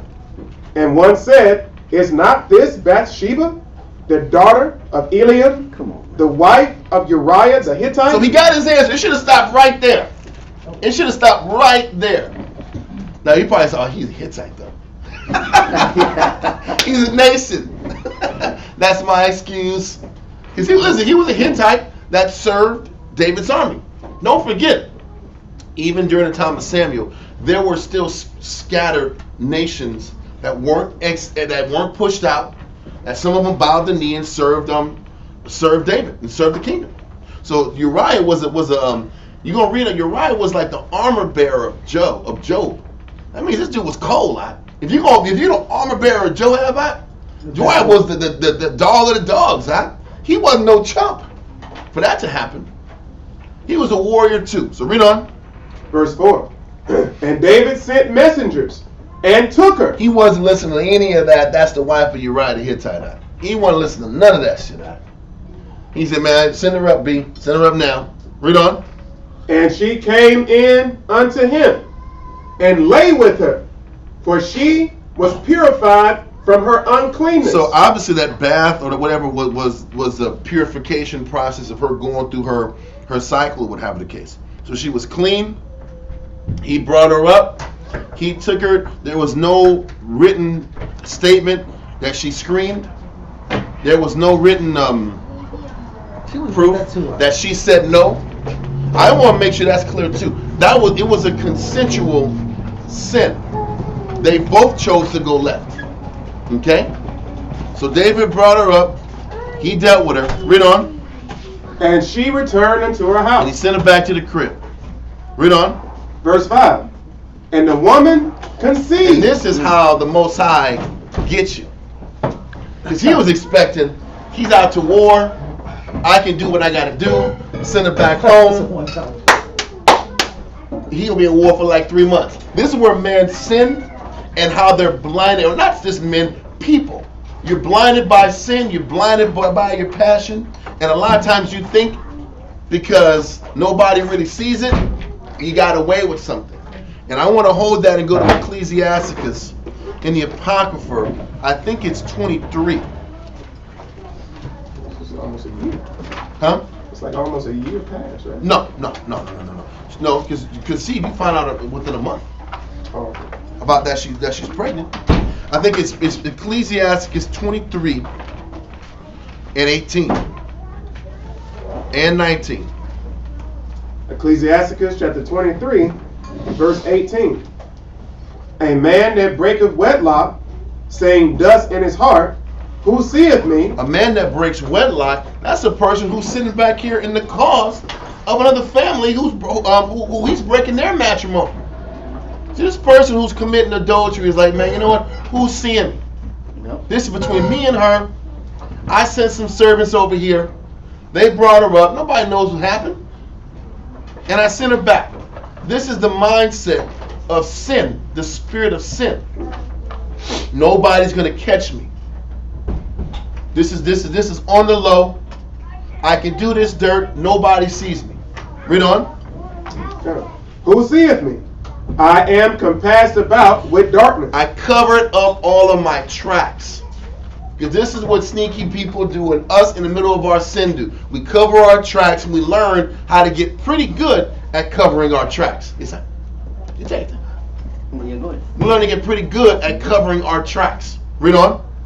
The walls cover me, and nobody seeth me. This is how a person thinks and processes when they're doing dirt. Nobody's seeing me. I'm sat back here. I took this brother's woman. I'm Mr. Steal Your Girl. Nobody sees it. Read on. Got the raccoon mask on. The hamburger mask. Yeah, hamburger. Read on. What need I to fear? I got to worry about because I covered my tracks. Read on. The Most High will not remember my sins. Because he can't see me. Read on. Such a man. But hold on. Hold that. I'm going back to verse 18. Somebody else, Karai, give me Luke 8 and 17.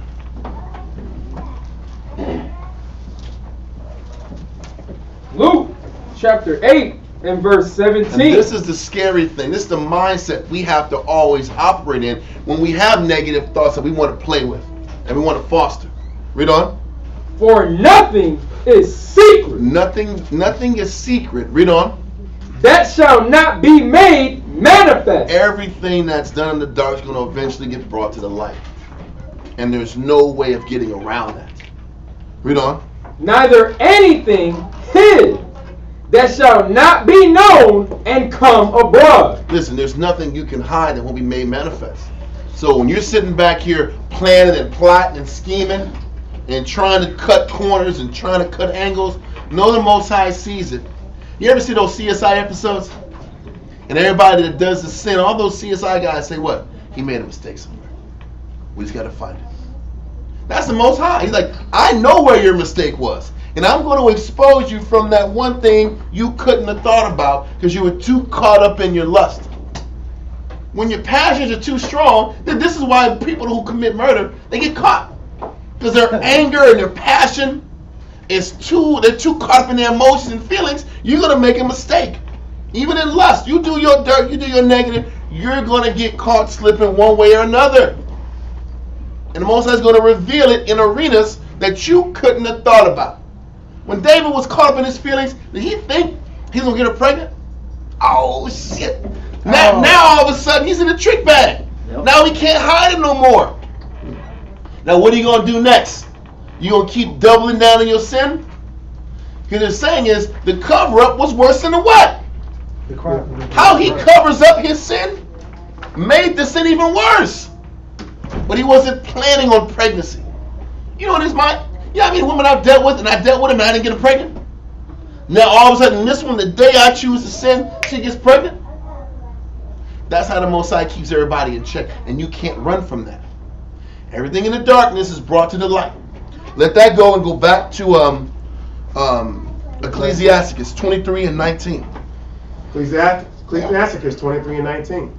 Such a man only feareth the eyes of men. And that's the problem. When men and women start doing dirt and covering their own tracks and making plans and preparations to cover the things so that they don't look bad in front of their husband or their wife or brothers. Read on. Well, hold on. I like what you're saying. You're saying about how you said something about how you doubled your sin. Or that coming up is the cover up is worse than the crime. Listen, now the Most High exposed to let David know that, hey, your sin, you can't just hide this. It ain't gonna be some fling that I can just bury under and forget about it. Yeah, I can't touch it and not be. I should not be innocent. I'm accountable now because this woman's pregnant. What am I gonna do now? Now I gotta create I gotta manufacture and manipulate more things to cover my sin. And that's how the Most High starts to drag you into more sin. Because right here, he should have owned up to it. He should have owned to it right now. But now, he's going to use his power and resources to evade the check, to evade the cut. In the same chapter, war zone in Ecclesiastes 23, read verse 11. Verse 11. A man that useth much swearing. Just read on down. I want to get the second part of it. Just on that point the war's making. Read on. A man that useth much swearing shall be filled with iniquity. Read on. And the plague shall never depart from his house. Read on. If he shall offend, his sin shall be upon him. Now that's the part I want to focus on. Read on. And if he acknowledge not his sin. Because that's what David should have did from the jump. Yep. That David should have, at that moment that he dealt with Bathsheba and it was wrong, he should have fessed up to it. Yep. And he said, if a man sins and he doesn't acknowledge his sin, read on. He maketh a double offense. He said he maketh the what? A double offense. So you sin twice when you do a sin and don't confess it. Now you've multiplied sin in the eyes of the Most High. Now you've offended the Most High 2 times. Now you're playing the Most High like he's a dummy. Exactly. Now you're playing the Most High like he's cheap, like he don't see what you're doing. Because now you not only did you do the sin and you're guilty of it, but then you go, like you said, and put resources aside to cover it up. Now you won't confess it. Now you just double the sin that you did. Because you think you can evade the persecution of men, but you're not seeing the Most High is keeping score. Right? Yeah. The Most High is keeping score about all these things you're trying to use to manipulate things to go your way, and you think you can outmaneuver people on the physical level. Smart. They can't. I can outsmart you because you weren't there. You can't prove it. But that's not enough. Most High sees what you did, and all the maneuvering you did to evade consequence. The cover up is just as bad as the sin. A lot of times it's worse because you got to do more sin to cover things up. Yep. You got to sin more to cover up. Riddle, I'm sorry. No, that's perfect. Real? And if he swear in vain, he shall not be innocent. Go ahead. But his house shall be full of calamities. But this is when you Where create was that, these. 23? That's yes, Ecclesiastes 23 and 11. Yes, So when you go through these changes to try to manipulate the sin, and I'm trying to alter the sin versus when I had the opportunity to confess it, he said that's how you bring calamities in your house. And then when we read on about David, we're gonna find out all the calamities that David brought in his house that he could have avoided from this one mistake that he made. Yep. Because from this point on in Samuel, it's going to be about all the drama that he brought into his house. Because that's how people bring drama into their house. There's mistakes in the home, and there's no confession of the mistakes. Huh? There's no owning up to, I made these mistakes. Now the house suffers. Yep. The household is now bearing the iniquity of the individual. Now you have generational sin, generational problems that you just can't get out. This is how the Most High stings. You're going to read about, well, we'll read about with David later on. Yeah, that's it. That's in Ecclesiastes. Okay, so now let's go back. Let's get verse 5 again, 2 Samuel chapter 11, verse 5. 2 Samuel chapter 11, verse 5. Probably you got 5 minutes. Read that.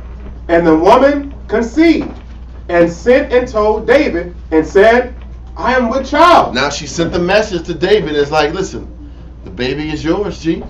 And the problem is that now David's like, shit, Uriah's out in war.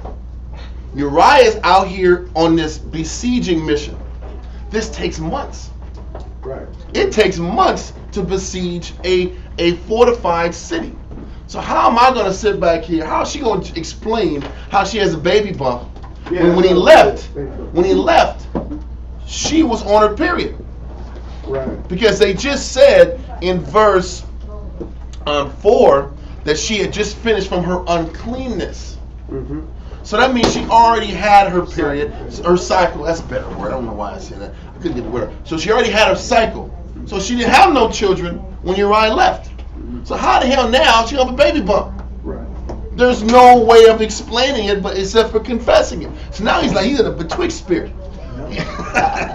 And sin creates all these crazy scenarios that you're forced to even fess up and deal with the sting, or you got to keep hiding. How am I going to justify? This woman got a baby in her, right? Yeah. And he's out. He's fighting for me. He's fighting for the Lord. What the hell's going on? This is what David's thinking in his head. And, the first thing is you can confess. No, I ain't doing that. I'm the king. I got resources now. Let me send Uriah down. This is a dirty play. I'm gonna send Uriah down. Ask him what's going on with the war. What's going on out there, man? Why not bring Joab down? You gonna bring the armor bearer of my number one guy? Why didn't you bring Abishai down, which was the brother of Joab? Right. I'm gonna bring this dude. I'm gonna bring him. I don't even work with him like that. I just want to report about the men. Yeah, tell me about how the war's going. Oh yeah, tell me about the war. Everything's going on. We be besieging. Cool, man. You know what? Everything gonna work out. Go ahead, go home, man. Just rest a little bit, man. Chill out. But it's gonna explain. But this is the plan. His next thinking is, I gotta get Uriah to go back and sleep with her. So them weeks. Timeline fits. There's a timeline issue. So I gotta get him here now. So maybe she's 2 weeks pregnant. Who won't know? If he goes back and deals with her like 2 weeks saying, hey, I got a baby. So now he gonna be raising some other dude's kid. That's a dirty play in itself. I'm gonna have Uriah raise my baby. Because I'm covering up. I'm covering up. I'm trying to hide from this. But let's keep going. Verse 6. Verse 6. Verse 6. And David sent to Joab, saying, send me Uriah the Hittite. And Joab sent Uriah to David. So listen, now the cover-up's on. Now I got to get this guy home, give him some fake filibustering conversation about what's going on in the war, act like I'm interested. Man, that's real serious, man. Go ahead and go home. It's going to be okay.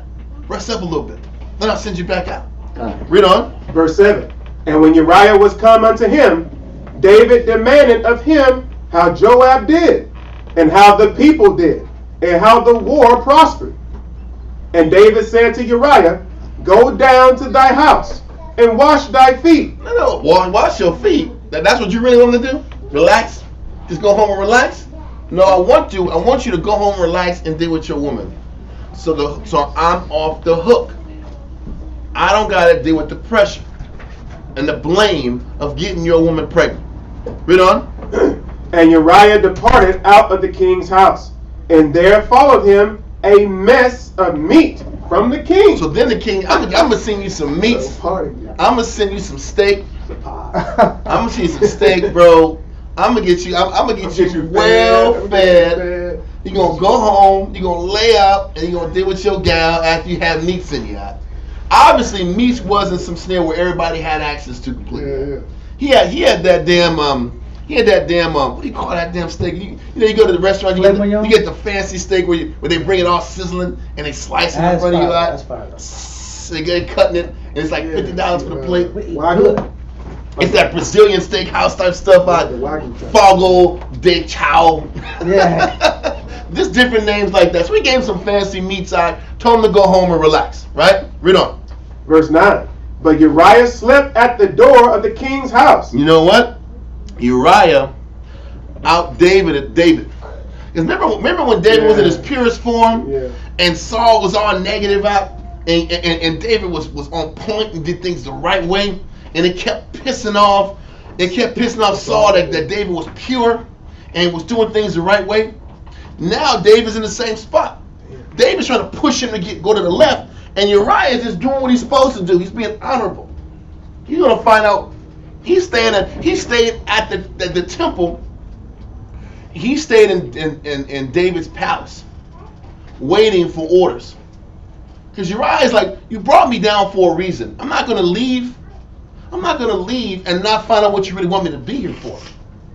So he's trying to stay in order, and he's a tried and true soldier. I'm not gonna be comfortable doing what I want to do while all the men out here are sweating and grinding. That's the mindset you're supposed to have. It's not fair that I go home to my wife and everybody's out here in besieged time. Right. This is his mind. Read on. But Uriah slept at the door of the king's house with all the servants of his lord, and went not down to his house. And when they had told David, saying, Uriah went not down unto his house, David said unto Uriah, camest thou not from thy journey? Why then didst thou not go down unto thine house? You came down from your journey. How come you not relaxing and enjoying that bad rib you got at the house? How you know she bad? Go down and enjoy. And he's like, why aren't you doing this? This don't make no sense. But you know what's crazy? This is the dynamic of how that winding rabbit hole that sin takes you down. When you start to sin, when you start to make mistakes, the Spirit is trying to put you in a position to confess, take the hit, and move on. But because that's not what's in our heart, the conditions of our life forces us to sit back here and do more sin to evade the check. That's the process. Either we're going to have to be forced to own up to the sin, or we got to keep sinning to evade the correction. And that process is what consistently demoralizes and corrupts our spirit from within. This is the nature of how good men break. One sin multiplies to 3, which multiplies to 4 and 5 and 10. Because he has to keep doing negative things to keep hiding from the mistake, to keep covering up from the mistake. Read on. Verse 11. And Uriah said unto David, the ark and Israel and Judah abide in tents. Meaning, listen, the ark is Israel always would bring the ark to war. to guide Israel. So listen, Uriah's giving them spiritual answers out. He's like, man, the ark's out here. We're all out here. You're chilling. You got robes on out. You sleep until 6 o'clock at night out. Then you fresh as hell out. We're all out here sweating. I'm not gonna get comfortable. It's really a dagger at David too out. You're the only one laying up. We're all here fighting this battle out, and you're chilling out. You're 100% fresh when we're all fighting and sweating. Read on. Abide in tents, and my lord Joab and the servants of my lord are encamped in the open field. We're out here sweating in the woods out. Read on. Shall I then go into mine house to eat and to drink and to lie with my wife? That's not honorable in his eyes. And he's right. If my brothers are suffering, then I need to suffer. Listen, Uriah is out Daviding David. Because that was how David's posture was when he was an up-and-coming person fighting the spirit. Read on. As thou livest, and as thy soul liveth, I will not do this thing. And he's just trying to be honorable and respectful to David, but say, listen, I'm not going to put my family first. The men in the body come first. Read on. Verse 12. And David said to Uriah, tarry here today also, and tomorrow I will let thee depart. So Uriah abode in Jerusalem that day and the morrow. So David's like, okay, hold tight here. Now I got to think about another way to get this done. David's like, I got to find a way to get this guy to go sleep back with his woman so he can take that responsibility. Yeah. You know, David don't give a shit about that baby look just like David. It don't matter. It don't even matter, bro. Listen, you going to raise that kid. You going to be in the hook because I got to keep the image of being the good man on point so everybody can see me as being the on point guy. Read on. Verse 13. And when David had called him, he did eat and drink before him. So now he's like, okay, I got to bring him to the royal feast. You're going to be on the big house table. You have all the meat you want. I'm going to give you all the liquor. Liquor this guy up. Keep the cups coming. Keep it formed with this guy. We're going to get this guy drunk. And you know when you get a brother drunk, what's he going to want to do? Baby! You're going to want to talk to your rib even more than that. He's using every carnal premise to sit back here and lure him into breaking that oath. We can use another one. Breaking that oath and going back home and laying with her to justify his corruption. Read on. And he made him drunk. And at even he went out to lie on his bed with the servants of his lord. He went down into the servants' quarters still out. He still didn't go deal with his woman out. Read on. It's crazy. But went not down to his house. This dude is vexed at this point. David's like, damn, none of this stuff is working. And that was the most. This is how the Most High gets you. When he's got his finger on you, you can do all the cover-ups in the world. You're not going to escape the check. That's even so, because you don't have your wits about you when you're drunk. I know. So, but even Uriah did. He said, I'm faded. I'm just going to sleep this off. I'm going to sleep it off and not go. He still maintained his discipline. But it's easier to be in discipline mode when you're in fighting mode. And he was already in fighting mode. So it was easier to keep that posture. David removed himself from fighting mode. He was in comfort mode. So I got to sit back here and use all these pleasures to justify keeping this guy here. Read on. Verse 14. And it came to pass in the morning that David wrote a letter to Joab and sent it by the hand of Uriah. So first of all, we're going to find out, was this letter, was a hit on him? Huh? Oof. He gave a hit letter to Uriah to give to Joab. Yeah. This was his death sentence in Uriah's hand. Huh? That's messed up. He wrote a letter and put the king's seal on it, so you can't open it up. And this is a death sentence, huh? That's messed up. Uriah did everything the right way, and David just dirty rugged him out. He did him dirty as hell. I'm trying to find, if I want to go at this verse real quick. It's messed up. I should have pulled it up earlier. This would have been better to pull it earlier. Matter of fact, somebody else Get this for me out. Oh, you can do it. Matthew 20 and 25. Let's salute you in it first. Let's salute you first, sir.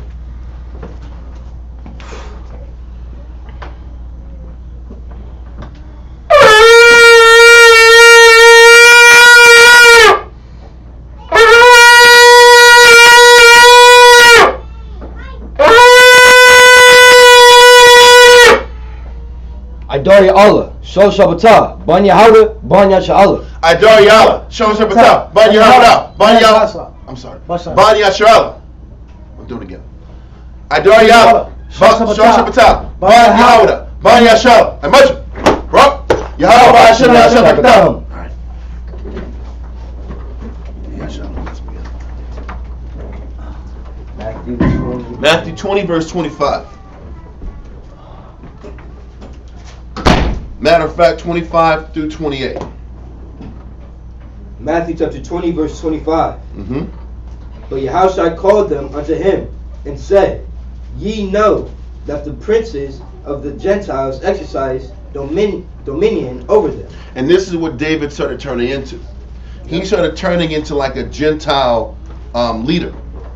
And he started sitting back here and establishing the moves of dominion over men versus leading from the front. Now he's sitting back here and doing sly, slick moves to keep his position in power. Now he's sitting back here and sending a death sentence to Uriah because he was honorable and did the right thing. Read on. And they that are great exercise authority upon them. This is how Gentiles roll. I'm going to use my leverage, my superior leverage, to keep my power and to keep my influence and to sit back here and wipe any stains away from me. This is what he started tapping into versus choosing the honorable way of this confessing and owning up to his mistakes and dealing with the consequences. Read on. But it shall not be so among you, but whosoever will be great among you, let him be your minister. We still have to maintain the ability to minister and put the body first. No matter how difficult the decision is, we can't execute dominion and use our power to benefit us. Read on. And whosoever will be chief among you, let him be your servant. And this is what David should have maintained and kept even when he was dealing in that position. Let me keep fighting with these men. Let me keep putting myself in a position to be uncomfortable, to stay justified in the eyes of Heavenly Father, versus choosing the comfortable position and the comfortable stance. Let me see. I want that. That's all I want. No, read on. Read verse 28. Read verse 28. Even as the Son of Man come not to be ministered unto. Even as the Son of Man come not to be ministered unto, but to be ministered, and to give his life a ransom for many. And that was the job of the leadership, was to put yourself at risk so that others could be taken care of. Minus, instead of sitting back here risking other people's lives so you can be comfortable. Because that's what David did. He put this man's life on the line just to cover up his sin. And that's how Gentiles exercise their rule and dominion over life versus how we were supposed to operate as leaders. Let's go back to I want to hold all this and let's go to Josephus real quick. Matter of fact, no. Let's read 15 in 2 Samuel. Then we're going to go to Josephus. 2 Samuel, chapter 11, verse 15. And he wrote in the letter saying, set ye Uriah in the I'm sorry, you want 15, right? 15, yes, sir. Okay. And he wrote in the letter saying, set ye Uriah in the forefront of the hottest battle, and retire ye from him, that he may be smitten and die. So this was a letter that was saying, kill this man, Joab. Now what we're going to do is we're going to get a little more explanation about what the letter was and the intention behind it. Antiquities of the Jews, book 7, chapter 7. Now we're going to jump to like towards the end. We're going to read Nagahah. So the king invited Uriah to supper. And that's like in the middle, man. So the king invited Uriah to supper. Yeah.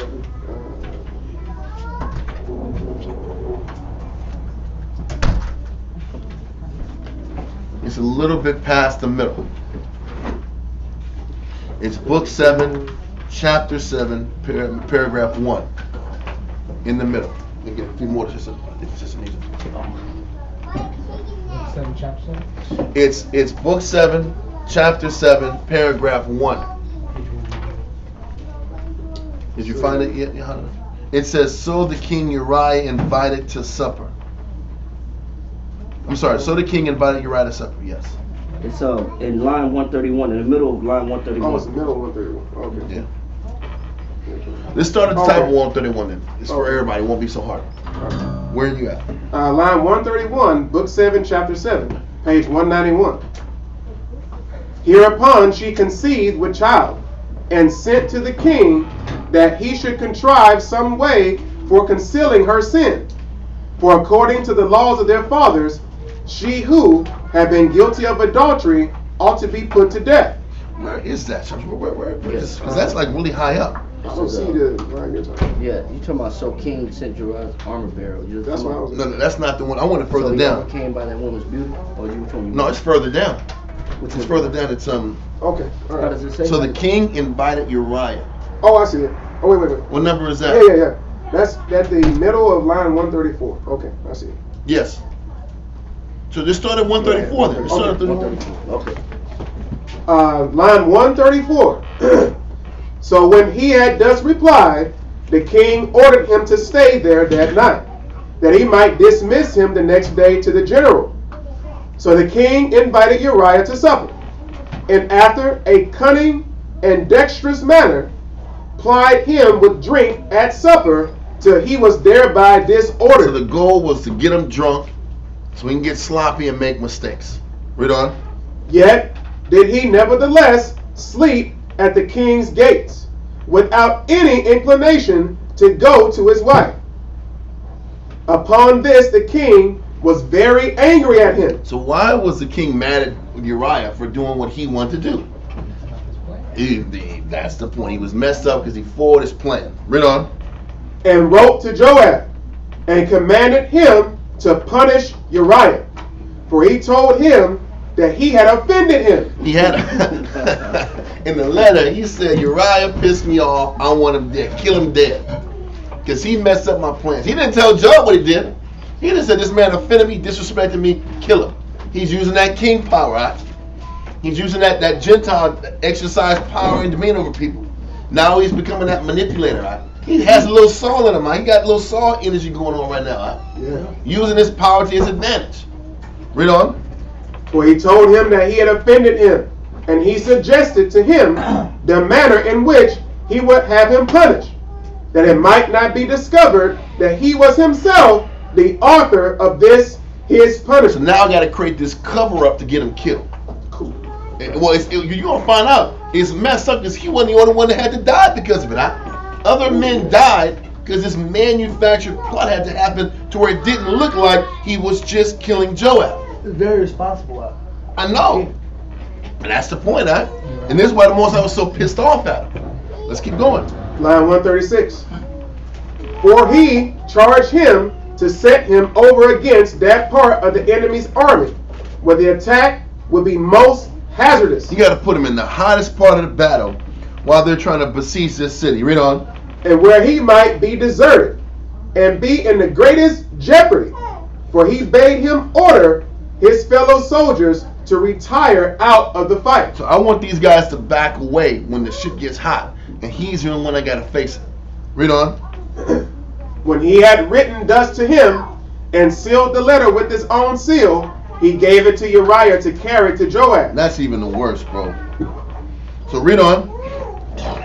When Joab had received it, and upon reading it, understood the king's purpose, he set Uriah in that place where he knew the enemy would be most troublesome to them. Yeah. So he said, listen, Joab understood what David wanted.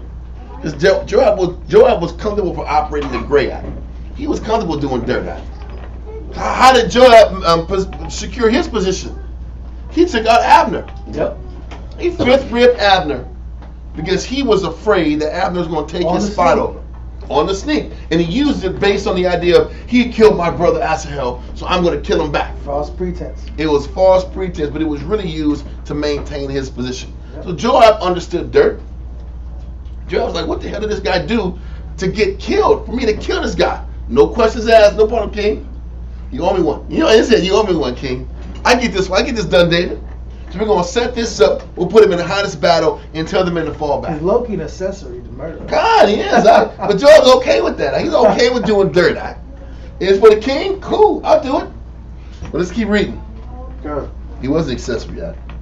And gave him for his partners some of the best soldiers in the army, and said that he would also come to their assistance with the whole army, that if possible they may break down some part of the wall and enter the city. So they hadn't got into the city yet. They're still besieging it. Now what Joab is obviously doing is they've been waiting things out. Let's go take an offensive to this doesn't make sense. Let's go take an offensive to the hardest part of the city. Most heavily the guarded. most defended part of the city, and try to scale this damn thing. That's the goal. Let's go scale this very difficult part of the city. Read on. And he desired him to be glad of the opportunity of exposing himself to such great pains, and not to be displeased at it, since he was a valiant soldier, and had a great reputation for his valor. You can't be the armor bearer of Joab and not be a damn dog when it comes to fighting. Read on.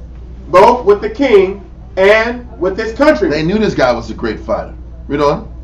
And when Uriah undertook the work he was set upon with alacrity, he gave private orders to those who were to be his companions, that when they saw the enemy make a sally, make an aggressive approach. Read on.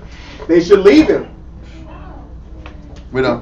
When therefore the Hebrews made an attack upon the city, the Ammonites were afraid that the enemy might prevent them and get up into the city, and this at the very place whither Uriah was ordered. So they said, man, these guys are about to scale this wall. They're going to do it. So in order to neutralize them scaling this wall, we got to rush out and bum rush them. Open the doors and let the men come in and just blitz attack. Read on. So they exposed their best soldiers to be in the forefront, and opened their gates suddenly, and fell upon the enemy with great vehemence. This is the Ammonites sitting back here attacking the Jews with great vehemence. Read on. And ran violently upon them. When those that were with Uriah saw this, they all retreated backward, as Joab had directed them beforehand. But Uriah, as ashamed to run away and leave his post, sustained the enemy, and receiving the violence of their onset, he slew many of them. But being encompassed round and caught in the midst of them, he was slain. And some other of his companions were slain with him. So it wasn't just him. More blood had to get spilled. It was Joab and other companions that had to die. Uriah. I'm sorry. Mm-hmm. It was Uriah that died, and some people that were with him had to die just to cover up David's sin. It wasn't just one person had to die for this mistake. Let's keep going. Is that now I'm multiplying sin. I'm multiplying. It's just getting exponentially. Because you know it's crazy. The Most High wasn't going to allow that little subtle, sneaky play. Oh, go home. Let me drunk. Get you drunk. And go home to a wife. That would have been too easy. He's just showing how sin has collateral damage. Exactly. It doesn't just hurt you or the people that the sin was against, but the people that are around the sin get affected. It hurts because I'm trying to cover the hurt. Really happens more and more. Listen, sin does hurt and affect the people, but the cover up of the sin is how the body really gets hurt. His cover. Listen, if he would have sinned and admitted, it would have been between him, with the Most High, him, Joab, and Bathsheba.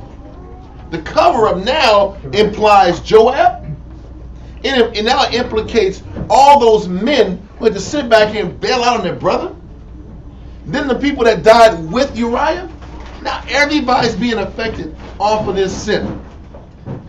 And this is what happens with us. I could have eliminated all those extra problems and deaths had I followed what the Most High required. And one verse on that is Job 31 and 33 real quick. Job chapter 31 verse 33. I could have eliminated other people having to fall victim to my plan and my scheme. Yep. And now I got other families that's missing a husband. I got other families that's missing brothers and sisters. Yep. You know what I'm saying? Nieces and nephews, uncles, whatever. I got other men killed in my plan because I just didn't want to come clean. Huh? Read that. That's scary. Job chapter 31, verse 33. If I covered my transgressions. And this is what Job said. Job said, man, I haven't done this. Job said, this wasn't me. Job said, I've never done this before. He said, if I've done what? If I covered my transgressions. Job said, I've never covered my transgressions. I've never been one to make a mistake and then lie about it and say I didn't do it. I've never been one to sin and then act like I'm not guilty. And manipulate the situation, or what do you call it, rest judgment. Rest judgment. To avoid the sting that was going to come regardless. It was going to come. Job said, I've never been guilty of this. Read that again. If I covered my transgressions as Adam. So how did Adam cover his transgression? By hiding mine iniquity in my bosom. So where's your bosom? It's in your heart. Mm-hmm. So your heart is your mind. So Job said, I've never been one to sin and then not declare it and not speak on it and not hide it in my mind and not tell anybody about what I'm guilty of. God. But how many of us can say that we're like Job? And this is why the Most High says, leave not a stain upon thy honor. God. And these are the things that stain your honor in the eyes of the Heavenly Father. These are the things that bring those marks, those dirty marks in your spirit. Because you're running and you're hiding and you manipulate and you sideswipe because you just don't want to face the check. But the Most High's eyes are 10,000 times brighter than the sun. And if we just accepted that. And as a repercussion of that, go to Proverbs 28:13 real quick. Mm-hmm. Proverbs 28:13. Proverbs chapter 28, verse 13. Read that. He that covereth his sins. He that what? He that covereth his sins. Go ahead. Shall not prosper. The Most High, because we're not like Job in the fact that we don't want to declare our mistakes and we don't want to let nobody know what we're really doing in behind closed doors. You know, I'm smoking weed behind closed doors, but I ain't telling nobody. I'm committing adultery. I'm doing all these things that because nobody see me, I'm not confessing it. Read on.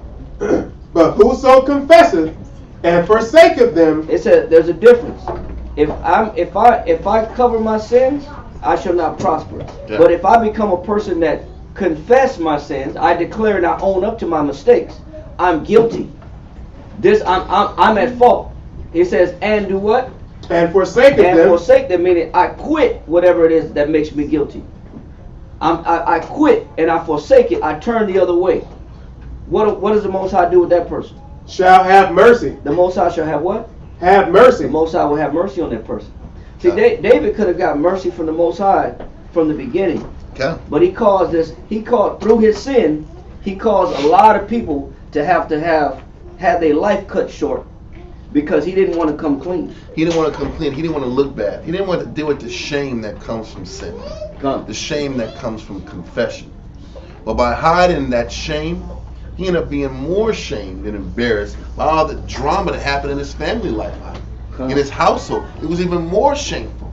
So we think we're hiding the shame by covering and creating these scenarios up, but really, you're making it worse. And you're making that embarrassment even worse down the line. Because he ended up getting humiliated by all the things that happened to his family. But let's keep going. It just shows you how much of a spark that sin is, man. And how it rolls out of control. And how that pride and fear of looking bad is behind all the manipulation and the wrestling of judgment. I don't want to look bad. I don't want to deal with the shame of making these mistakes in front of the whole body. So I sit back and hide and craft and create all these things to protect my image. Yeah. Because the Most High saw you. So you're doing what you're doing to protect your image. So you don't look bad in front of the people around you. God. So let's get back in the scriptures. 2 Samuel chapter 11 verse 16. So Uriah is sending his death note up to to Joab. 2 Samuel chapter 11 verse 16. And it came to pass when Joab observed the city that he assigned Uriah unto a place where he knew that valiant men were. And the men of the city went out and fought with Joab, and there fell some of the people of the servants of David. and Uriah the Hittite died also. So that's what it's saying. Some of the men that were in David's army died. It wasn't. You know what's crazy? Our ideas of hiding and running from the blow never works out. There's always collateral damage when you're trying to do the cover-up. When you're trying to hide from sin, there's always unexpected collateral damage that you can't get around. Okay? Now, read verse 18. Verse 18. Then Joab sent and told David all the things concerning the war. So David sent a messenger and sent a message to David. Now I want to hold this and go back to the Josephus, book 7, chapter 7, paragraph 2 now. Paragraph 2. When this was done, Joab sent messengers to the king and ordered them to tell him that he did what he could to take the city soon. So what happened is Joab had to prematurely escalate the offensive to get Uriah killed. He was supposed to wait longer until it was the right time to break the situation. Put everybody in danger.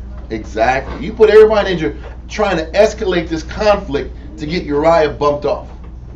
Read on. But that, as they made an assault on the wall, they had been forced to retire with great loss. It wasn't just a light loss. Read on. And bade them, if they saw the king was angry at it. So he says, listen, messenger, as you're dropping down how we got our you-know-what kicked, trying to prematurely cross over into this fortified city Rabbah, he says, if you see David's face getting mad, tell him what you requested got taken care of. That'll make him a lot. That won't make him as bad. So it's like this. He gave him the bad news first. And then if he was pissed, he'll give him the good news that Uriah got killed to hopefully make him less mad about what he just heard. Read on. To add this, that Uriah was slain also. So he said, listen, tell him the bad news, but let him know on the back end, Uriah was slain. So that should calm his anger down a little bit. Because he's going to know, David's going to be pissed off, because you're going to read how David was mad because militarily and strategically he did things the wrong way to attack the city. It's going to explain. Read on. Line 142. When the king had heard this of the messengers, he took it heinously. He was pissed about the amount of losses that they took in this siege. Read on. And said that they did wrong when they assaulted the wall, whereas they ought, by undermining and other stratagems of war, to endeavor the taking of the city, especially when they had before their eyes the example of Abimelech, the son of Gideon. Abimelech, remember Abimelech, when Abimelech was getting too close to the wall? He was just trying to sit back here and wipe out people. And he got so close to the wall that woman dropped that millstone down his head and cracked his skull. So what David was saying is, listen, in war, you're supposed to use certain strategies and techniques from past victories and use the victories and losses of your past predecessors to establish new strategy in present day. So this is why David was mad. He said, man, Joab took a strategy that was untested. I mean, that was unproven, that has been shown not to work over our military history. He said, man, he knows damn well not to sit back here and get men that close to the wall, because there's no way of getting back and recovering if they open the doors and go to war with you. You're stuck. And this was why he was so mad, because you know what? Joab did the wrong military strategy. But on the flip side, who should have been there to set it up right? David.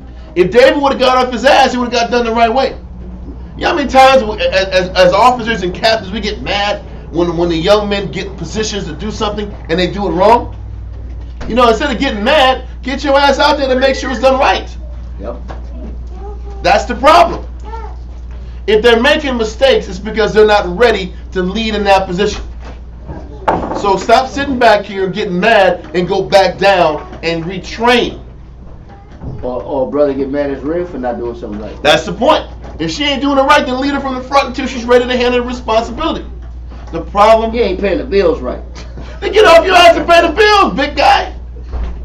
And that's the You're problem. blowing all the money. Then you know what? Then you take the responsibility of paying the bills and being frugal. Then you show the example of being frugal if you want that spirit to resonate in the house. What husbands and what men of leadership always have to have the capability to do is to go fall back and do the work they used to do. That is something we can never lose the ability to do. Because you'll always be subservient to somebody who's still willing to do the work. And you can never train that younger person if you're not willing to do the work that younger person is doing. So David's pissed off at Joab, but he ain't going out here sitting back here setting siege plans.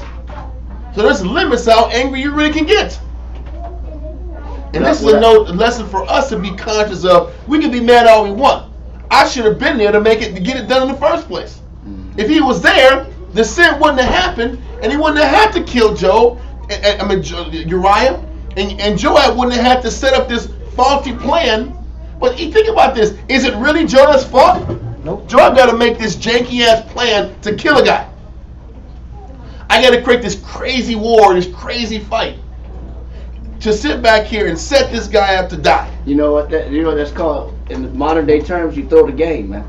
Joab threw the game. Okay, man. threw the game. Yeah, Yeah, he exactly. threw the game, man. That's when you at the free throw line. You know you got you got people in the audience that doing this. They point guns at you. Yeah. And you make that free throw.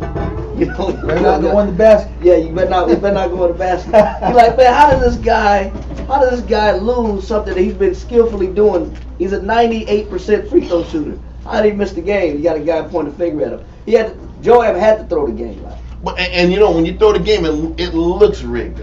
This don't even make sense. I'll never forget. This is the early '90s. I'm telling my age.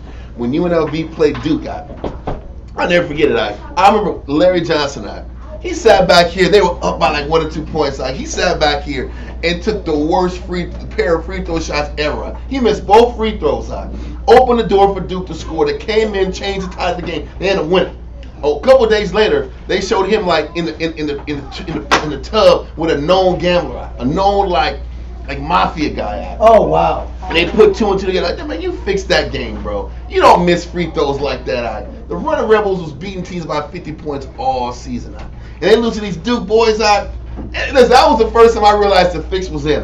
Yep. And even in big games, this was like the semifinal game. They lost. They shouldn't have lost. It was like 15-point favorites, and they lost by like 4 or 5. All of my point is this: it didn't even look natural.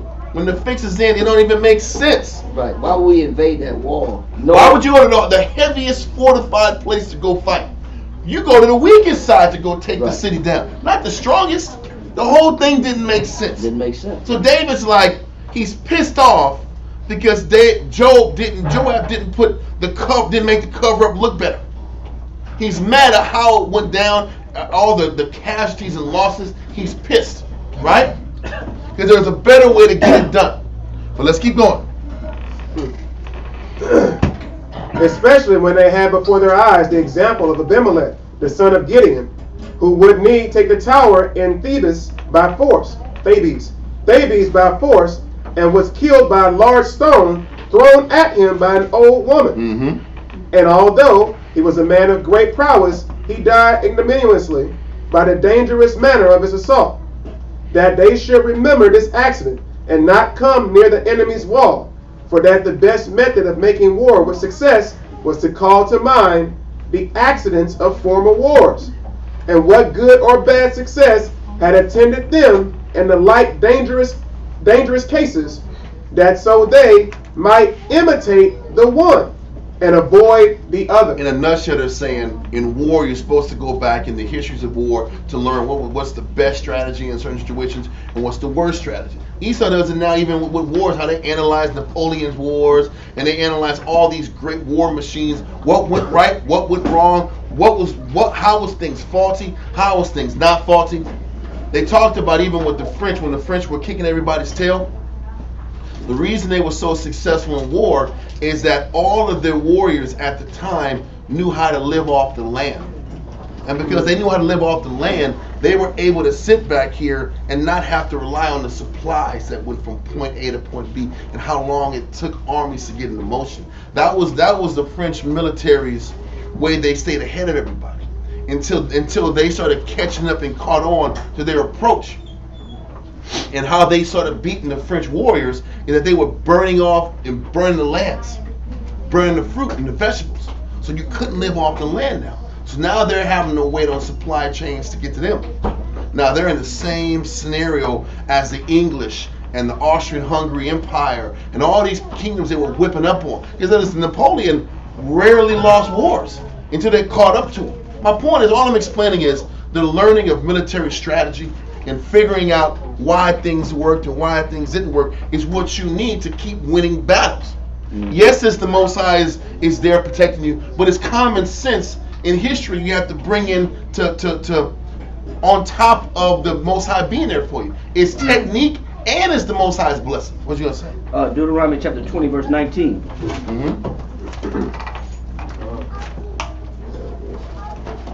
Deuteronomy chapter 20, verse 19. When thou shalt besiege a city, And that's why you have these chronicles written down and these stories written down so we can learn from them. He said, when you besiege a city, go ahead. a long time, And it takes a long time to besiege a city. Go ahead. in making war against it Go to ahead. take it, Take it. Go ahead. thou shalt not destroy. Thou shalt not destroy the trees thereof by forcing an axe against them. Because you need weapons. You need things for war. You need wood. You need tools. You need weapons. He said, but you don't destroy the things that you need to eat off of. You don't destroy the trees that you need for what? That ended up being military strategy at a point. God. For thou mayest eat of them. He said, when it takes a long time to besiege a city, you save the trees that you need for subsistence. Don't cut the trees down and use them for weapons, and you know you need that damn apple tree. Yes. Now you're cutting your own subsistence off while you're in battle. Save the trees that you need for food. Use the trees that don't produce the fruit. Use those for weapons. Read on. For thou mayest eat of them. Read on. And thou shalt not cut them down. And thou shalt not cut them down. Read on. For the tree of the field is man's life. It says the tree of the field is what? Is man's life. So you need that. This is war. This is strategies of war. You salvage the trees that you need to eat off of. You cut down everything else. Use it for weapons or for bulwarks. Go ahead. To employ them in the siege. Yes, to help you. You got to keep the men fed. These are tactics that even so-called militaries today know that you got to have cooks. You got to have some type of people to feed the army. And this is why militaries move so slow, because logistically you got to get supplies from point A to point B. And this is why it was always a cardinal rule not to go to war in the wintertime, because convoys and transportation slowed up in the snow. And that was Hitler's mistake. Hitler's, that was Napoleon's. It was all of their mistakes. Even the one that went over the French mountains. From Carthage. Yeah, that was Hannibal. Well, Hannibal had two issues. Hannibal crossed over, but the people of their home country of North Africa and Carthage, they didn't want to spend the money to keep the war going. They wanted to save their money and be greedy, and not realizing that this was their shot to end the Roman Empire and end all of the hostilities. They were greedy. They didn't want to give Hannibal the supplies he needed to cross the Alps, and therefore they paid the ultimate price anyway. Because after Hannibal lost that third Punic War, they just wiped out Carthage completely, and they salted their land to where they couldn't grow anything anymore. But that was the third Punic. What you're talking about is the second Punic War, and that was when Hannibal crossed over the Alps, didn't have enough supplies, couldn't finish what he started. Half the men died, and he lost. But it was because the kings and the leaders didn't want to bankroll it properly. If it was bankrolled, he might have had a chance to do it. Yep. On top of the weather conditions. Anyway, the point is, we're just going over military strategy that worked and military strategy that didn't work, and how it was important to keep learning your lessons moving forward. And David was pissed because he went about the corruption the wrong way. I guess there was a better way to assassinate this guy than to sit back here and go close to the wall and be exposed to the Ammonites coming in here and ransack it. And lose some of your best soldiers in the process. Exactly. But you know what? The problem was King David. If you want to figure it out, you want to done better, come on down off your high horse and figure it out. Yep. And you come down here and we talk about how to get it done. He didn't want to do that. He was chilling at the palace. Read on. In Deuteronomy or Josephus? No, In Josephus. Back to Josephus. We're at line 144. But when the king was in this disposition, When he was in this angry disposition. Read on. the messenger told him that Uriah was slain also, whereupon he was pacified. Hell yeah, because the plan worked. He was mad that militarily it was the wrong choice, but he was like, okay, woo. Uriah's dead. I ain't got to worry about this pregnancy scare no more. What about the men?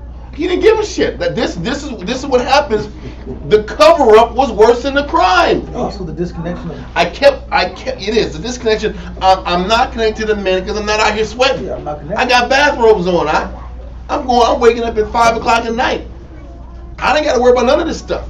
And this is the scary part of being disconnected to what the body's going through.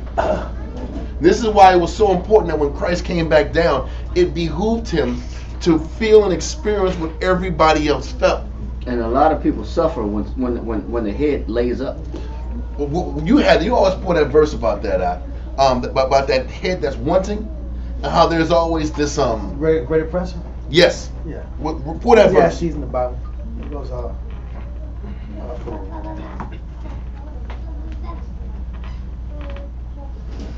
Prince. You always pull that verse. That's a great verse.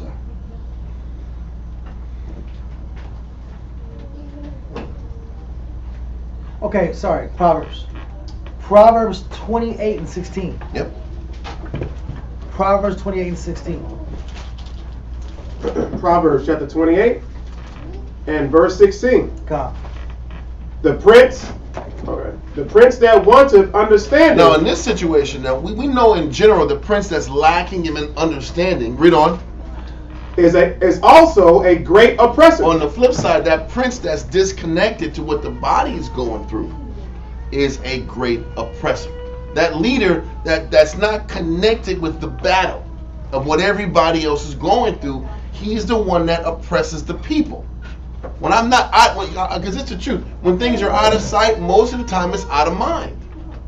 When I'm not in the trenches, in the battle, it's hard for me to be connected and sensitive to what people need. Right. So that prince that's wanting is going to be that great, once understanding, is going to be that great oppressor because he's not in tune with what the needs of the body are. Supplies, attention, And weaknesses. if I have an issue, if I want something done, I gotta see it. You know, To have a good perspective and strategy on how to get it done. and there's always this great expectation of how come you haven't done this yet. Exactly. But you're not there in the trenches figuring out the why. Right. And that's what happens with leadership that's wanting in understanding and wanting in their presence. You can't get a good connection on what's needed. Okay, so let's go back. So now David hears the news that Uriah is dead. Huh? Keep going, I'm sorry. But he that hateth covetousness shall prolong his days. So you last longer when you're not in the spirit of covetousness, desiring other things beyond your responsibility, desiring things that have nothing to do with your true duties and your duty towards Christ and the Father. What does it do? It shortens your days. Yeah. Remember, not coveting means not desiring things outside of your responsibility of being a servant. Not desiring things that are extracurricular things that have nothing to do with your service to the body. Guess what? Not having those distractions or those pulls makes your kingdom or your household or your leadership last longer because the quality of what you're building lasts because it's undistracted. It's undisturbed. Right? When a person plays with other pulls, plays with other temptations, plays with things that are outside of his responsibility, what does it do? You slip and you miss things based on other desires flooding your focus, getting clouded in judgment. So hating covetousness makes you last longer. But loving covetousness, or another man's wife, or another man's property, or things that are outside your responsibility, what does it do? It shortens your kingdom. It shortens your days. It shortens your ability to lead properly. It connects with how David was dealing with covetousness. God, no doubt. So let's keep going into Josephus. So he bade the messenger go back to Joab and tell him that this misfortune is no other than what is common among mankind. Now you want to give them the vanilla response now. Oh, this is what happens in war, man. You win some, you lose some. When you make a couple omelets, you're going to break some eggs, man. You get all these lame analogies to sit back here and soften the reality of the fact that David caused a lot of men to die. Great oppression. But in his mind, it doesn't even matter because Uriah's dead, and now I don't got that nervous pit in my stomach because I'm afraid of getting stung now. I don't got to explain that. I ain't got to explain nothing. Now the next play is to bring the sister back to the palace and make it official. Is that? That's like saying mistakes happen, shit happens. And shit happens. But, this is what happens in war. People die. People die every day. Yeah. And now you go into this cold, calculated scenario because now it doesn't matter. I'm stress free. They'll be all right. They'll win the war. I'm not worried about that. I don't got this pressure on my head. So but Job understood it. Job wanted to see the game out. Give him the bad news, and then tell him Uriah's dead too. Listen, Joab knew that dirt out. Knew how to operate in that arena too. Well, let's keep going.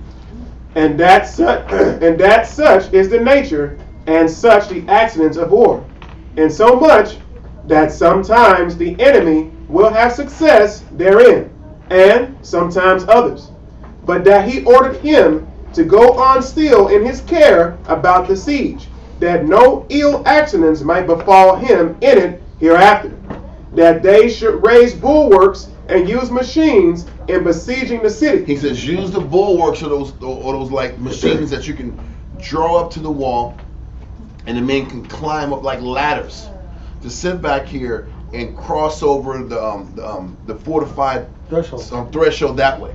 Use machines. You can use the pulleys, and you can sit back and bring the ladder snares and get these guys over the wall. Read on. And when they have gotten it, to overturn its very foundations and to destroy all those that are in it. Mm-hmm. Accordingly, the messenger carried the king's message with which he was charged and made haste to Joab. But Bathsheba, the wife of Uriah, when she was informed of the death of her husband, mourned for his death many days. And when her mourning was over, and the tears which she shed for Uriah were dried up, the king took her to wife presently, and a son was born to him by her. Okay, we're going to go back to the scriptures now and get verse 19. We're going to probably run this through because it's saying the same thing. So let's keep going. 2 Samuel chapter 11, verse 19. And charged the messenger, saying, when thou hast made an end of telling the matters of the war unto the king, and if so be that the king's wrath arise, and he say unto thee, wherefore approach ye so nigh unto the city when ye did fight? Knew ye not that they would shoot from the wall? Who smote Amalek, the son of Jerushabesh? Did not a woman cast a piece of a millstone upon him from the wall? Jerushabeth is Jerubbaal, which was Gideon. Read on. That he died in Thebes? Why went ye nigh the wall? So this is David pissed off again about hearing the report that they lost a lot of people. Read on. Thy servant Uriah, then say thou, thy servant Uriah the Hittite is dead also. So like this is Job prepping the messenger on how to approach David about what happened. Yeah. Read on. So the messenger went and came and showed David all that Joab had sent him for. And the messenger said unto David, surely the men prevailed against us, and came out unto us into the field, and we were upon them even unto the entering of the gate. And the shooters shot from off the wall upon thy servants, and some of the king's servants be dead, and thy servant Uriah the Hittite is dead also. Then David said unto the messenger, thus shalt thou say unto Joab, let not this thing displease thee, for the sword devoureth one as well as another. Make thy battle more strong against the city, and overthrow it, and encourage thou him. Mm-hmm. And when the wife of Uriah heard that Uriah her husband was dead, she mourned for her husband. And when the mourning was past, David sent and fetched her to his house, and she became his wife, and bare him a son. But the thing that David had done displeased the Most High. Exactly. Now give me paragraph 3 in the Josephus. We're going to read a little bit of that and then go into the parable. Paragraph 3, line 147. With this marriage the Most High was not well pleased, but was thereupon angry at David. And he appeared to Nathan the prophet in his sleep, and complained of the king. Now Nathan was a fair and prudent man, and considering that kings, when they fall into a passion, are guided more by that passion than they are by justice. The reason kings fall, when they fall into a passion, they're guided more by passion and justice, because, you know, the crazy thing is a lot of times a person has the power to do things, and there's nothing impeding them. They're going to do it. They have supply. They have supply. And that's why it's so important that when we have responsibility, we don't use it to our advantage. And that's easier said than done, but that's a lesson that happens with kings and people who, any person who has power and control, do something.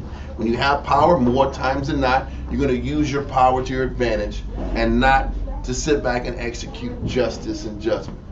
When David was on point, he would use his power. He wasn't using his power to his advantage. He maintained that spirit of justice. But as he started to decline, he started feeding into that power and position, and justice wasn't important anymore. Because when you're sitting back here and following justice, now you are a servant to the body, and you're not a king to the body. When justice prevails over anything. Okay, let's keep going. No, you know what? No, I think that was let me see. Let's go now back to 12:1 now. I just want to bring that part out about kings and power and that pursuit. Okay. 2 Samuel chapter 12, verse 1. Okay. And the Most High sent Nathan unto David, and he came unto him and said unto him, there were two men in one city, the one rich. Yeah, so now Nathan sitting back here approaches David, which was the prophet. He said, I got to sit back here and drop something on you. So he talks about these two type of people, the rich man and the poor man. So read on. There were two men in one city, the one rich and the other poor. The rich man had exceeding many flocks and herds, but the poor man had nothing, save one little ewe lamb, which he had bought and nourished up, and grew it up together with him. So this lamb was like family at that particular point. Right. That lamb grew up with the family. It was like a part of the family. Read on. And with his children. It did eat of its own meat, and drank of his own cup. This lamb was damn near like a family dog at that particular point. He had his own little bowl, his water bowl, his food bowl. He was part of the family. It was a companion. That's what it said, like a dog. Read on. And lay in his bosom, and was unto him as a daughter. Because it was all that man had. It was his children and that lamb. Read on. Verse 4. And there came a traveler unto the rich man, and he spared to take of his own flock and of his own herd. So when this traveler came to visit the rich man, he didn't sit back here and use any of his flocks, any of his sheep, any of his lambs. He said he spared his. And he went to this other guy's lambs to get his. Read on. And he spared to take of his own flock and of his own herd, to dress for the wayfaring man that was come unto him. But took the poor man's lamb, and dressed it for the man that was come to him. So he dressed it for the man that was come to him. So instead of sitting back here and considering the poor man, he sat back here and entertained this traveler with this other person's stuff. Okay? Now you can sit back here and look. I don't want to go there. I'm not going there. I'm just going to read it. Let's keep going. Verse 5. There's another way to look at this verse 4 as a kind of some kind of a parable inside of a parable. Well, I don't want to do it right now because it's getting late. You know, what it is that if I could add this real quick, why would the Most High bring a parable to David, for David to decipher and not just come out and say, hey, I know what you did last summer? Because he wasn't wanting to listen to godly discourse. Yeah. He wasn't like, I know what you did last summer. I know what you did last summer. That's funny. Why didn't the Most High just come out and just declare to David, hey, I see you, man. But, because we got to read this first. Jeremiah 2:19 first, right? Read this first. Why the parable first? And then the declaration that I know what you did. Jeremiah chapter, Yeah, read that. Jeremiah chapter 2, verse 19. Read that. thine own wickedness shall correct thee. So how does the Most High like to deal with us when we commit sin? Thine own wickedness shall correct thee. And I'll put it even in better terms. Why the Most High would want to hear what a man's judgment is out of your own mouth before he decides to drop the hammer on you and bring your sins to the forefront. Another verse, he said, thine own wickedness shall correct thee. And finish that. And thy backslidings shall reprove thee. So what does the Most High use to correct you? What does the Most High use to reprove you? Your own wickedness and backsliding. How so though? Read Ezekiel 16 and verse 59. How so?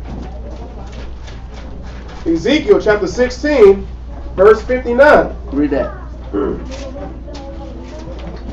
For thus saith the Lord power, Go ahead. I will even deal with thee. He says the reason why the Most High will do that, he said, thine own wickedness shall correct thee and thine own backsliding shall reprove thee. The Most High said, I will even deal with thee. Go ahead. I will even deal with thee as thou hast done. Because the Most High loves giving a person a taste of their own medicine. And this is why the Most High will even let you determine what the judgment is. He wants to hear David. Yeah. He wants to hear David declare what the judgment should be. Yep. Bust his whole self out. Yeah, because the Most High wants to judge you by how you look at people. So whatever the declaration that David said should be done to this man that stole that one ewe lamb, the Most High said, okay, I'm glad you said that.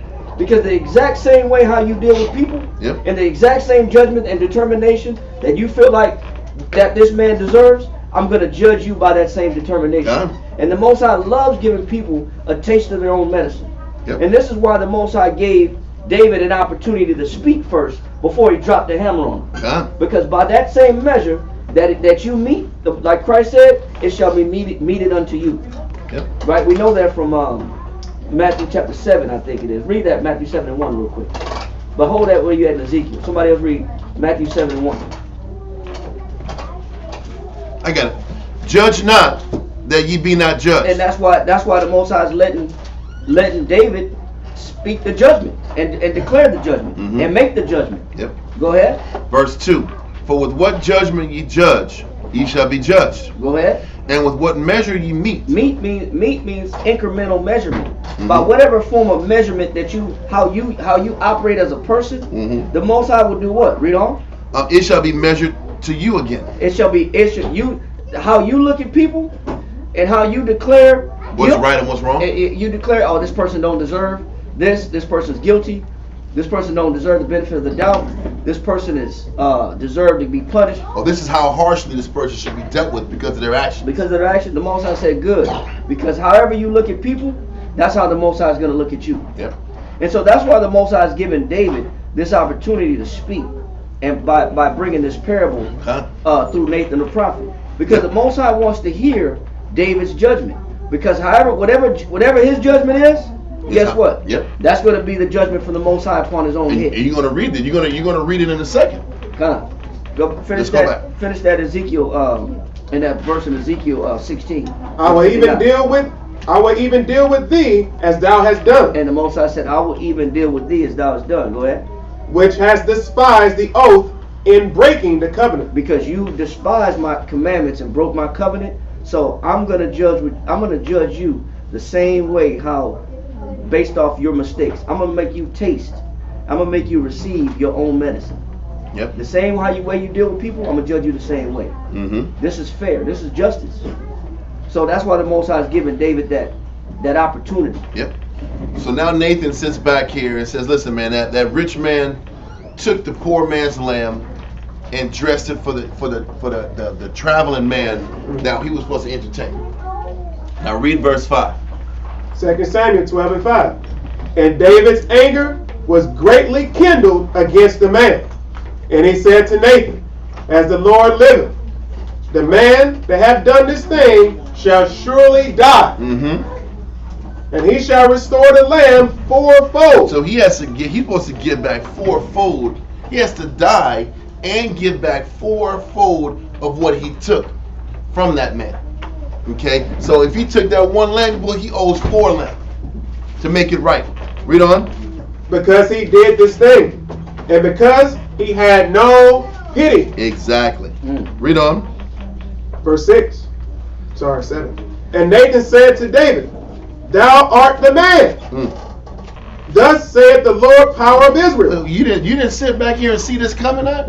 You didn't see that? You talking about the fourfold got happened, you got to get this back and this man gonna die. You took this man's woman.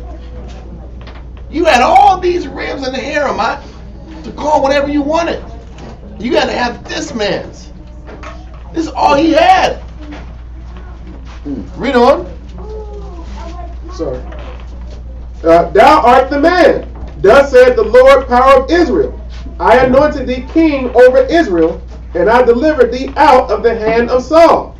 And I gave thee thy master's house, and thy master's wives into thy bosom, and gave thee the house of Israel and of Judah. And if that had been too little, I would moreover have given unto thee such and such things. He said, I would have gave you whatever the hell you wanted. I've been there for you. Read on. Wherefore hast thou despised the commandment of the Most High to do evil in his sight? Thou hast killed Uriah the Hittite with the sword, and hast taken his wife to be thy wife, and hast slain him with the sword of the children of Ammon. He said they had these nations kill this guy. He did. They had the nations do your dirty work for you. Read on. Now therefore the sword shall never depart from thine house. He says your house is going to be bloodstained now never forever. depart Right? from thy house. You're going to have this spirit in your house. Forever, right? This is a long time. generational curse that ain't leaving. Read on. Because thou hast despised me, and hast taken the wife of Uriah the Hittite to be thy wife. Read on.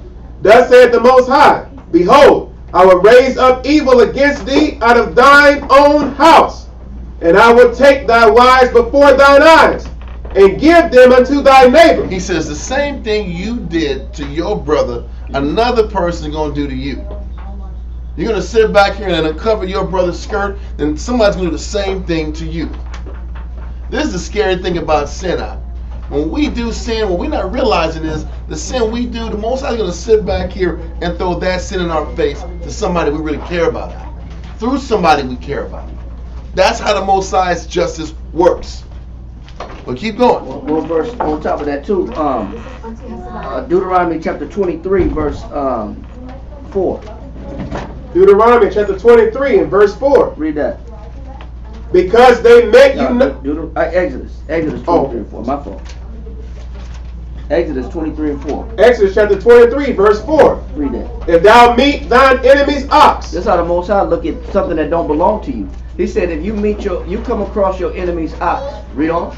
Or his ass going astray. Or his donkey going astray. Read on. Thou shalt surely bring it back to him again. And this is your enemy. This is your enemy. You know what the Most High is showing? That there's no such thing as finders, keepers, losers, weepers. Oh. That doesn't exist. Oh, you know what? I found her at the club, bro. Yeah. She shouldn't have been at the club. You know you shouldn't have brought your girl to the club. Me. Your girl chose me. She chose me. Brother, ain't no such thing as finders, keepers. Even if it belongs to your enemy, whatever it is that you find somebody's wallet, give it back to him. That ain't yours. Why it's got to be, oh, this is the Most High bless me. That's a blessing. He sent it to me. He sent it to me. No, it's not.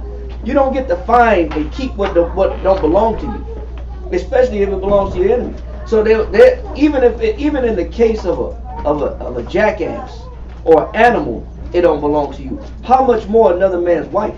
Got it. I just wanted to bring that out. All facts, man. Now, you finished verse 11 yet? I haven't finished.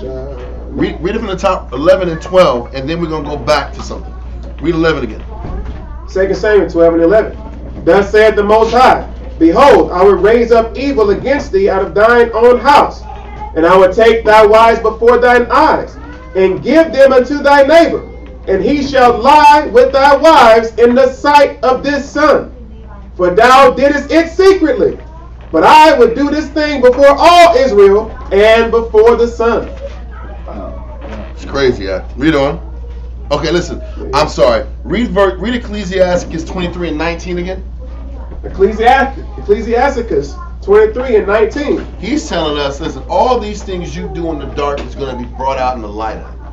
Everything you tried to sit back here and hide and conceal, your embarrassment, you was running from embarrassment, you're going to really be embarrassed soon when it's all said and done. Yeah, most I bust a man out, man. Exactly. Read verse 19. Ecclesiastes 23 and 19. Such a man only feareth the eyes of men. And this is why David did all the things he did to cover things up so that nobody would see his negative. Read on. And knoweth not that the eyes of the Most High are 10,000 times brighter than the sun, beholding all the ways of men, and considering the most secret parts. And the Most High takes those secret parts that we try to conceal and he'll bring it out to everybody. Because you're trying to conceal it. And this is the Most High putting everybody on what do you call it? On notice. Mm-hmm. We better sit back here and stop operating in the shadows. Because whatever we do in the shadows will be revealed. And that's a scary thing for everybody. There's no hiding the Most High. And he's going to sit back here and expose us. The funny thing is this, everything you said, Shamshawan, about how you measure things is how you're going to be measured. Read is 2 Samuel 12 again. David said that he says he should give back 4 times what he took from that lamb, right? It was verse 6. Read that. And he shall restore the lamb fourfold, because he did this thing, and because he had no pity. David said that rich man should give back 4 times what he took. The Most High took Uriah, right? I mean, David took Uriah. Most High took 4 of his sons. He took the unborn baby. He took Amnon, which was his firstborn son. When the baby was born, it just died. Well, yeah, I'm sorry. That was the one baby he lost. Mm-hmm. That's a young baby. It was maybe less than a month old. Mm-hmm. He died. He took Amnon. Later on, you're going to read his firstborn son got taken out. Then Absalom got taken out. Then Adonijah got taken out. He lost 4 sons for that one killing that he did of Uriah. So the same thing he said that should be done was what was done to his sons.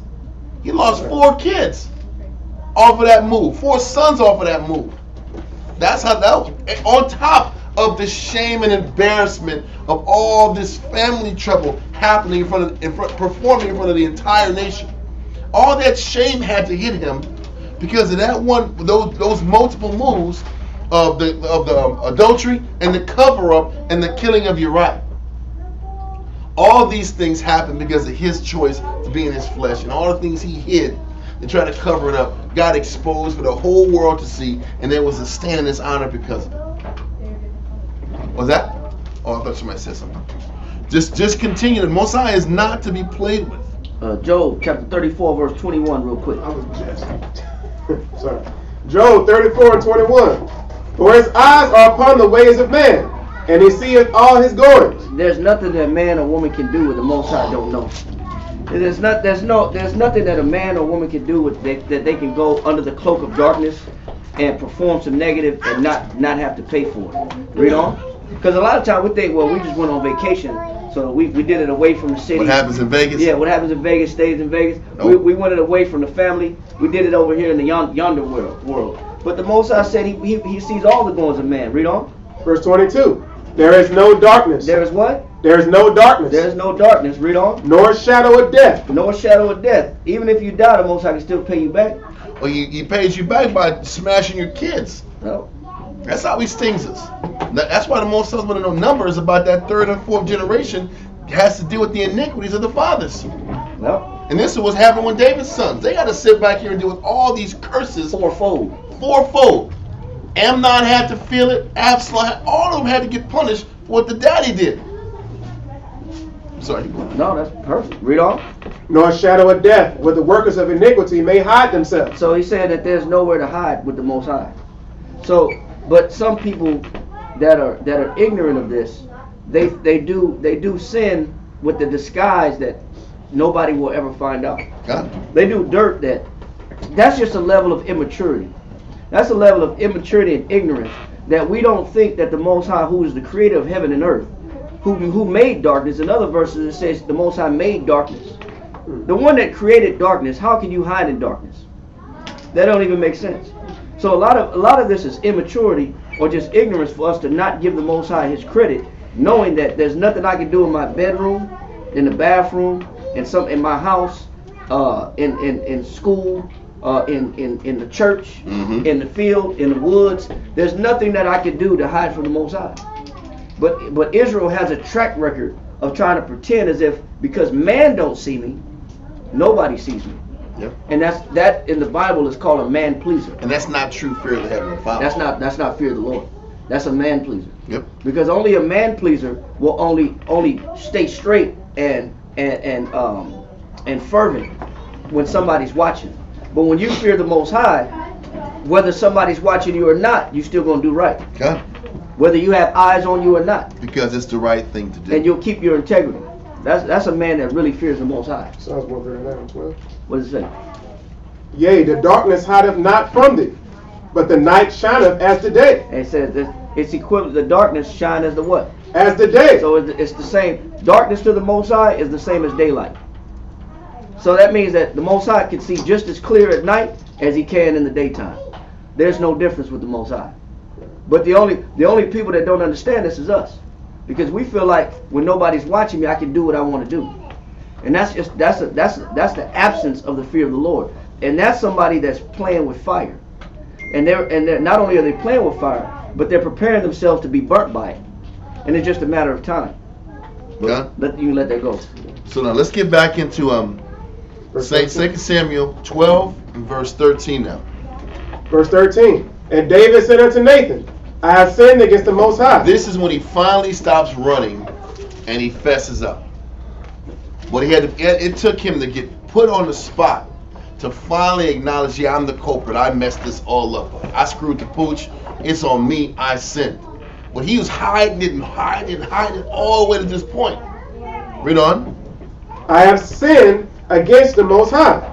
And Nathan said unto David, the Most High also hath put away thy sin. Thou shalt not die. Let's explain this. The Most High still had mercy on him. He said, listen, you sinned. The Most High, he says, the Lord hath put away thy sin. Thou shalt not die. But this sounds like a New Testament type of verse, right? Where it says, the Lord also hath put away thy sin. Thou shalt not die. So what does it mean when a person is given mercy or forgiveness? He might have saved that man's spirit. Yeah. But you still have to suffer the consequences of sin. And this a lot of times is what the church doesn't teach. They teach the Most High, your sins are covered with the blood of the Lamb. Right. People think, oh, so I can keep sinning, I'm going to be forgiven. You might not die because of your sin, but there are still consequences that happen because you sinned. You still got to get hit. You're still going to experience loss and suffering because of sin. You're now on earth now. I might not die from my sin, but I still have to suffer significant consequences from my sin. David sat back here, had to endure his daughter being assaulted, his virgin daughter being assaulted. He had to deal with all his women being taken by his son on that same rooftop. Don't forget, that's what Absalom did. Absalom, his son, took his women on the housetop and dealt with them. So everybody can see him. That same housetop where he did that dirt and contrived dirt is that same housetop where the entire nation saw this guy taking his harem. Look at the reversal of situations, circumstances. Right? Even though David was spared, his whole family had to get cursed. That put away also means to pass on. Con. He's passing on that sin. He said, you're not going to die, because the truth is that sin required death. Most I'm not going to kill you, and I'm going to give you mercy. But that don't mean mercy means I'm absolved from punishment. You scot-free. You're not going to get scot-free. There is still a consequence for sin. And even when the Most High gives you mercy, doesn't mean you're going to dodge the loss. There are still consequences for your actions, even when there's grace on us. Because everybody talks about, listen, I got grace. Most High's giving me mercy. I'm saved. I have grace. That grace might mean you're not going to die, but you're still going to suffer the consequences of sin. There's still a payment that has to be made. So people that even want to operate in this New Testament mindset, don't forget when you still sin, you're going to get stung for your sins. That concept has to be understood. David was given mercy. He didn't have to die, but he still had to suffer. And there's the difference. You got to live and walk. You got to live through all the mistakes you made and see it happen right in front of your eyes. And you can't do nothing about it because you made these jacked up these jacked up choices. And can we sit back here and deal the same way? Our choices spawn real reactions. The Most High talks about it in Corinthians. I want to read In Corinthians 3 and 14, it talks about your work might get burnt up, but you're going to still survive. You're going to remain to teach, but you still got to deal with your mistakes and your negative actions, your selfish dealings, still. 1 Corinthians 3 and 15. Yep. If any man's work shall be burned, he shall suffer loss. Matter of fact, read verse 13. Verse 13. Every man's work shall be made manifest. Everything that you bring to the table is going to be manifested to determine if what you were putting to the table was good, bad, or deficient. Read on. For the day shall declare it, because it shall be revealed by fire. The fire, meaning your works are going to be tested by fire to determine what type of caliber of work it was. You read up in verse 11 and 12 talks about people's works are gold, silver, precious stones, wood, hay, and stubble. Those are the different type of classifications of a man or woman's work. And fire is going to determine how quality of work that you bring to the table. Wood, hay, stubble, when it touches fire, it's going to get burnt up. So what it's showing is every man's work and everything he brings to the table is not going to be accepted, because it might not be at the Most High's sufficiency. He might not be happy with what you're bringing to the table. So he's saying, listen, what you're bringing to the table is going to be manifested by fire if it was good enough for me. Read on. Because it shall be revealed by fire, and the fire shall try every man's work of what sort it is. Whatever we bring to the table for the Most High, if it's gold work, it will last the fire. Silver work will last the fire. Precious stones might get slightly damaged, but it'll survive. Everything else won't last. Our works are being monitored by the Heavenly Father. And if it's not good enough, we have to suffer the consequences of rebuilding, restarting, or the loss from faulty work. Read on. If any man's work shall abide, which he hath built thereupon, he shall receive a reward. You only get rewarded if your works last. If your works don't last, then you're not going to get rewarded for it. Then you just burnt and wasted time. Your works have to be potent enough to endure the fire. Read on. If any man's work shall be burned, he shall suffer loss, but he himself shall be saved. So he's saying if you bring subpar work, you're not going to die for subpar work, but you're not going to get rewarded for subpar work. And you'll be able to live longer to make it right. And this is what David was spared for death, and he was given a chance to make things right from here on out. But while he's making things right, you still got to sit back and see the repercussion of your bad decisions. And that stings, that hurts. While you're trying to make things right and improving what you do every day, you still got to see the results of you acting and conducting yourself in a faulty, low-level manner. And you still have to live with the consequences of those faulty decisions. Yes, sir. Galatians chapter 2, verse 21.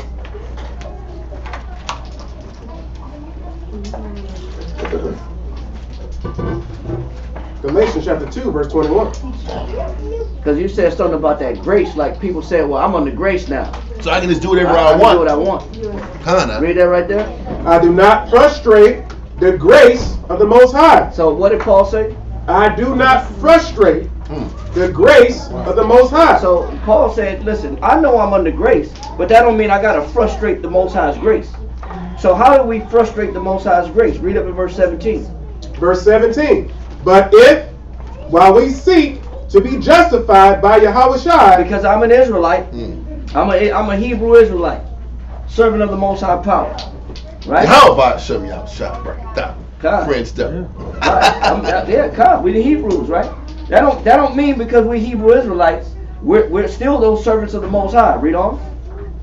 we ourselves also are found sinners. You can't be justified in Christ and be found in what? Sinners. You can't do both. He said you can't be justified in Christ and be found a sinner. What is still the judgment of the Most High, even though you're under grace? Read on. Is therefore Yahushua the minister of sin? Is Christ now the minister of sin? No, he's not. Read on. The Most High forbid. The Most High what? The Most High forbid. Read on. For if I build again the things which I destroyed, If I have a new life in Christ, yes, I'm under grace. Yes, I'm under mercy. The Most High having mercy. And I may not die, because we know the scripture says the wages of sin is death. Just because we don't die for our sins, that doesn't mean I get a get out of jail card, Yep. and I get to sin as much and as often as I can because now I'm under this grace. Read on. for if I build again the things which I destroyed, I make myself a transgressor. You can still be a transgressor under grace. God, and you still have to deal with loss.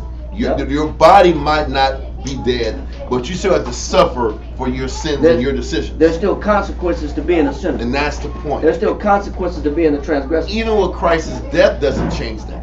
Even when Christ died for our sins, it doesn't mean you're not going to deal with the consequences of those sins on earth. Because if that's the case, then I begin to frustrate the grace of the Most High. Exactly. I'm now like another scripture says. It says, oh man, let me get it real quick. Should we continue in sin? Oh yeah. Romans 6. It is Romans 6 and 1. Read that. So that grace may abound? Yeah. Read that. Romans chapter 6, verse 1. Mm-hmm. What shall we say then? Shall we continue in sin? Yeah, so now because we're under grace, that means we get to sin as much as we want. Read on. That grace may abound? So that the Most High can keep extending His grace out. So that's Romans 6 and 1, y'all. Also. Now what I'm doing at this point, what I'm doing at this point now, I'm abusing the grace of the Most High. Yeah. By staying in my sin, continuing in my sin. Because I don't want to accept that my sin still has a consequence. The Most High has given me grace from death. Yep. He's given me grace from death, not grace from repercussions, not grace from consequences. And we get the two mixed up. But keep going. Read that. Finish that. That was all it was. Yeah. He said that sin may have what? That sin may shall we continue in sin that grace may abound? That grace may abound. Go ahead. The Most High The forbid. Most High forbid. Meaning no. So the Most High is not with that. The Most High didn't give us this knowledge to be justified in Christ, so we can continue in sin and use the excuse, well, we're under grace. Because that's what the church does. Gotcha. The church will tell you you're a sinner saved by grace. But does that mean I continue being a sinner? Right. No. Yes, we are sinners. But and we are saved by grace, meaning we get a chance to get it right. That don't mean I keep on sinning. Done. I don't abuse the privilege. Yes, sir. That's Hebrews 10:26. Read it. Huh? Yeah, so we sin. Sin willfully. Mm-hmm. Hebrews 10. Oh, got it. Hebrews chapter 10 and verse 26. For if we sin willfully after that we have received the knowledge of the truth, there remaineth no more sacrifice for sin. So the Most High just supposed to keep handing out grace cards? Yeah, brother, you can keep smoking. Saved by the blood of the Lamb. You keep doing what you're doing. Keep committing adultery. Yep. Keep stealing. Keep murdering. No. Read on. But a certain fearful looking for of judgment. And you know what that's called? Paranoia. Mm-hmm. Yeah. And that's the spirit that the Most High puts on a sinner. It's paranoia. And from there, David's paranoia, he contrived that plan to have Uriah eradicated through his paranoia. I know I'm dirty. I know somebody may find me out. Read on. And fiery indignation, which shall devour the adversaries. Which shall devour the adversaries. So now, what that paranoia is, I know that it's just a matter of time before the Most High deals with me because of my sin. And a lot of times what we want to do is we want to get it over with. We want to say, okay, go ahead and punish me, Lord. Go ahead and punish me, get this over with, so I ain't got to worry about it no more. But the Most High is the king of terror. A lot of times the Most High will draw out the punishment and then come and hit you with the element of surprise. Always, bro. Where you're not when looking, you're not didn't expecting. plan for it. And that's how the Most High likes to punish us. Yeah. Not when we expect it, but it's when you don't expect it. But the problem is that hit's coming regardless of Christ is sitting back here giving us grace. That hit's coming. You are going to have to pay the piper for your sins on earth. You're just allowed to keep living to work it out. Back in the day, you make the sin, you're dead. There's no more chance of reconciliation. There's no more fixing it and making it right. Now, when Christ died, he gave us a chance. He gave us the same chance he gave David. You got to live through this and still see the consequence of your actions while having another opportunity to make things right after you still take the losses. That's what he's given. That is what Christ died for. That reconciliation was now I don't have to die right after I make my sin. I have to see my mistakes and work to change my conduct. And this is what David's going through, is what we got the chance to go through all the time. Because you know what? Saul didn't get this chance. No. The first time Saul messed up was when he was sitting back here waiting for Samuel to come, and he went on the altar and performed the priest's sacrifice, which was hella wrong. And because of what he did, he said, because of this decision you did, Saul, your son is not going to take the kingdom. And then the next mistake he made was when he sat back and was given an order to wipe out all the Amalekites, the Edomites, and he didn't do it. He said, now I'm going to take the kingdom from you. He had no mercy on Saul because Saul was just outright off. Point is, everybody didn't get this opportunity back in those days. Because David's heart was like unto the Most High's heart, he spared him death. Because he was supposed to get the death penalty for this. But then some people might say, well, the Most High is unrighteous or the Most High is not fair. Why would the Most High spare David for his mistake that deserved death, but not spare Saul for his mistake that deserved death? For the same reason he chose Jacob over Esau. It was his decision, his desire. I chose Jacob to play the part of the righteous. I chose Esau to be blessed with the gun and his technology to destroy the earth until Jacob gets right and reclaims it. That's it. Point is this. What the Most High ended up giving David is what Christ, through Christ's death, he gave everybody. Romans 9:15. I don't really want to go into it right now because we're getting late. Read James 2 and 13 real quick. James 2 and 13. I don't want to make it. The reason I said no because I don't want to make it too about the grace process. I'm just trying to explain the parallel that what the Most High gave David was mercy and grace.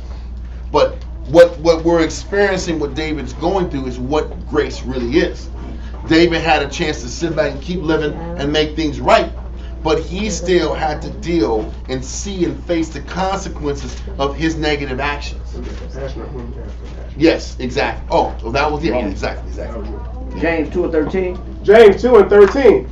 For he shall have judgment without mercy. It says the Most High will have judgment without what? Without mercy. So if you look at David and Saul, even if we can parallel them together, he said, for the Most High will have judgment without mercy. Go ahead. That have showed no mercy. So you know why the Most High, if there was a chance the Most High showed David any mercy, is because how many times could he have killed Saul, but he had mercy on Saul? God. When Saul was out to get him, and he chose to spare him. Yep.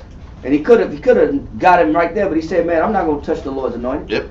So it was David's previous fear of the Lord and mercy that he had on another man who was a known enemy. God. That obviously the Most High used as a reason to say, "Okay, I'll give you some mercy on this situation." God. And you know what? Everything else said was right, and it's just that reminder that even when we get this mercy, we still have to deal with the consequences of our actions. We can't escape that. Yep. We can't escape that. That doesn't mean he wasn't going to get salvation, but we have to feel and see the consequences of sin. We all have to experience that. But we read earlier where he said that for he that confess and forsake his sins shall have mercy. God. So let's keep going back to 2 Samuel 12. Now we're at 14 now. 2 Samuel 12 and 14. Howbeit, because by this deed thou hast given great occasion to the enemies of the Most High to blaspheme, the child also that is born unto thee shall surely die. Now, I want to read the first part. It says, howbeit, Okay. by this deed thou hast given great occasion to the enemies of the Lord to blaspheme. That's so important. The reason that the power of example is truly significant. One of the reasons, listen, we're supposed to sit back here and be a good example. Because when we sin, we give people the justification to get weak. We give people the justification to look down at all the good that we're doing. That's so important. When you're sitting back here and fighting to be that light, what we're doing is inspiring people to get past their limitations. Even when Christ talked about we're that city on a hill, to be that city on a hill, it means more than yourself. It's greater than you. To be that city on a hill is that standard that we're trying to set up for everybody to want to shoot for more, to push past their limitations. And when you sin, it gives your enemies an opportunity to blaspheme and tear down what you're trying to establish. It's almost like this mistake is a stain on all the other good things he did. Yeah. And this is the consequence of sin also. It waters and diminishes all the other good you've tried to do. All these years of dedication and sacrifice. Now it puts a cloud on all that good. It makes people question, was David really pure of heart? Was this really the first time he messed up? This guy is fallible like everybody else. Let me go live my life. Because I don't know about you, but when people around you that you really admire get weak, it weakens your faith. It weakens your desire to do the right thing. It weakens your hope that you can attain and be greater. It's not just about you and the Most High sinning. Your sin discourages and weakens other people's hope. And when you feel weak, you got to understand that, yes, when you sin, you're going to piss the Most High off and distance yourself from the Most High. But it also weakens people that are feeding off of your strength every day. Because when you get weak, you give people excuses to get weak also. And we have to be conscious of that when we feel down, when we feel vulnerable. I can't be weak because people are going to want to get more weak because they saw me get weak. I'm their get out of jail free card now. Mm-hmm. I sin, now everybody else gets carte blanche to sin because they saw me get weak. That's the consequence of sin. And this is what Nathan the prophet is telling David. Because you sin, all of a sudden now the nations can blaspheme us. Now they can sit back and say, man, their God ain't nothing. Look at who they got propped up. This dude's taking brothers' women. Why should I follow his example? And you water down all the good you're trying to do. So now it says, the child also that is born unto thee shall surely die. So that, listen, now that's the first of your 4 sons that have got to die. I'm saying after this is a crappy downward spiral across the board with David and the people he loves because of that sin. Read verse 15. The Most High brought his sin directly into his household. Face, like, yeah, man, exactly. And now that Teflon image of his virtue and his righteousness, now there's a permanent stain on him and his family. His kids that was not like him. His kids didn't have half the virtue he had. His kids were power hungry. Because what you're going to realize, even between Amnon and Absalom, it was a struggle for who's going to be top dog. Mm-hmm. On top of all the sin beyond it, it was that struggle for power that was manifested on the ugly side of his family. Sibling rivalry. It was the worst telenovela ever. For Jews, though, it was nothing but drama there. But listen, you done with that? Yeah. Let's go to verse 15. 2 Samuel 12 and 15. And Nathan departed unto his house, and the Most High struck the child that Uriah's wife bare to David, and it was very sick. The baby was it's like immediately after Nathan left, the baby got sick.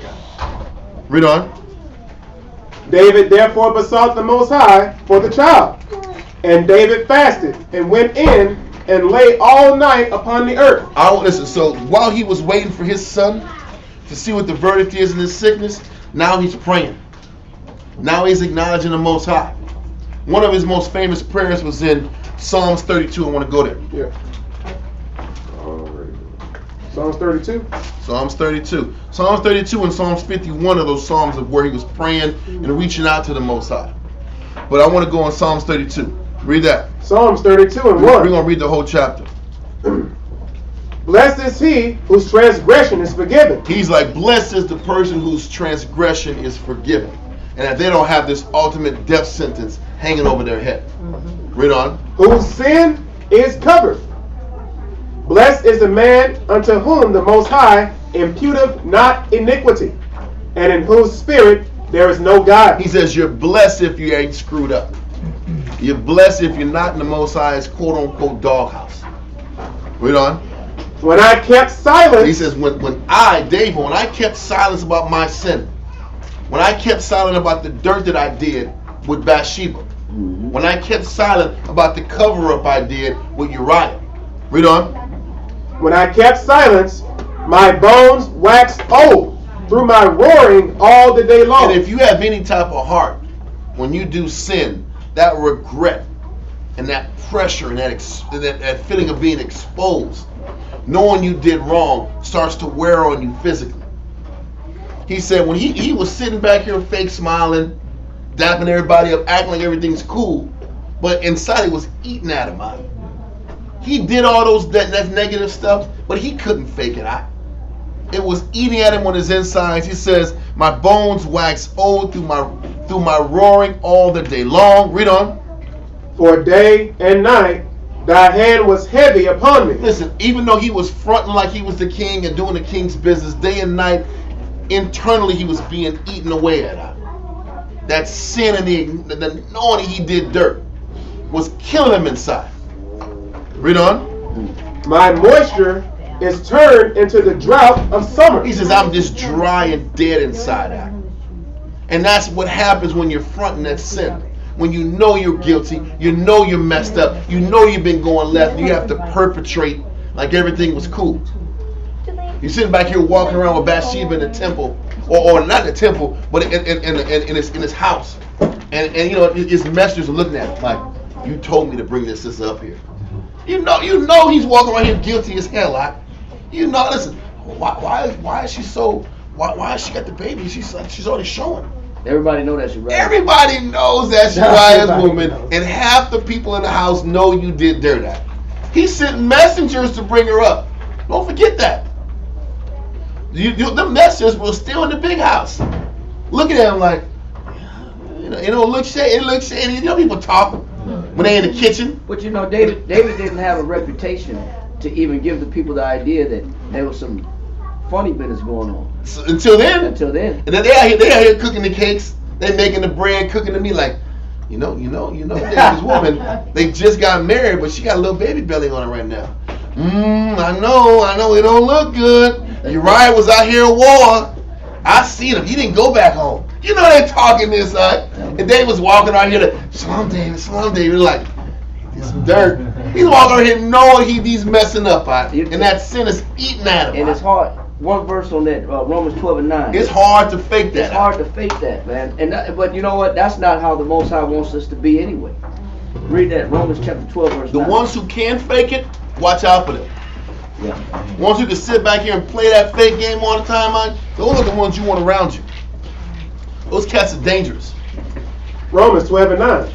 Let love be without dissimulation. That word dissimulation means the act of disassembling, hiding under a false appearance, feigning, false pretense, hypocrisy. It says dissimulation may be simply concealment of opinions, sentiments, or purpose. Because a lot of us have different opinions and we conceal our ideas. We may not have committed adultery, but how is it that we're still guilty of this feign? Because our opinions may be different from the opinions of everybody else. Mm-hmm. And we conceal our intentions. And our intentions may be different from everybody else. That's also feigning. That's also concealment. It doesn't just, we could say, oh, well, I've never committed adultery, so this don't apply to me. No, it still applies to us, because if I have a different thought process than everybody around me, but I ain't saying it, I'm just as guilty. My love is just as fake. I just may have not committed adultery, so to speak, or I may have committed adultery. But either way, I'm still guilty, because my opinion is not the same as everybody else's. And that's why it says, let your love be not what? Let love be without dissimulation. Go ahead. Abhor that which is evil. And they hate that which is evil. That counterfeit person that pretends to be in order with everybody else, but they got a different thought process, and they got their own design, their own imagination, their own goals, their own thoughts, their own visions. They got their own intentions, their own purpose, their own pursuits. They're not locked in with whoever they say that they're locked in with. That's fake love. Mm-hmm. And we're not supposed to operate like that with one another. But let that go. So read verse 4 again in Psalms 32 and verse 4. Okay. Psalms 32 and 4. For day and night thy hand was heavy upon me. And that's what happened. That's that guilt that David was walking around here perpetrating like everything was okay. But that guilt was heavy on him for that sin, for the corruption and all the things he did, just to sit back here. It's almost like even when a man or woman is dealing with sin, you have to, in order to I don't know if you noticed this, but when you got negative on your mind and things are pulling on you, the Most High gives you an out. He gives you an opportunity to not feed that flesh and go home. But a lot of times you have to go through some more hoops. And you got to go through a lot of hoops to really fulfill that flesh that you want before you satisfy that flesh. And all that work you're going through to get that flesh, you sit back and say, was it worth it? No. All those hoops that I went through. Because the Most High sit back here in the midst of you playing with this sin. He gives these little opportunities to say, man, you know what? That wasn't a good situation. He said the Most High speaketh once, yet twice, but man perceive it not. That wasn't a good, you don't have to do this. You don't got to do this.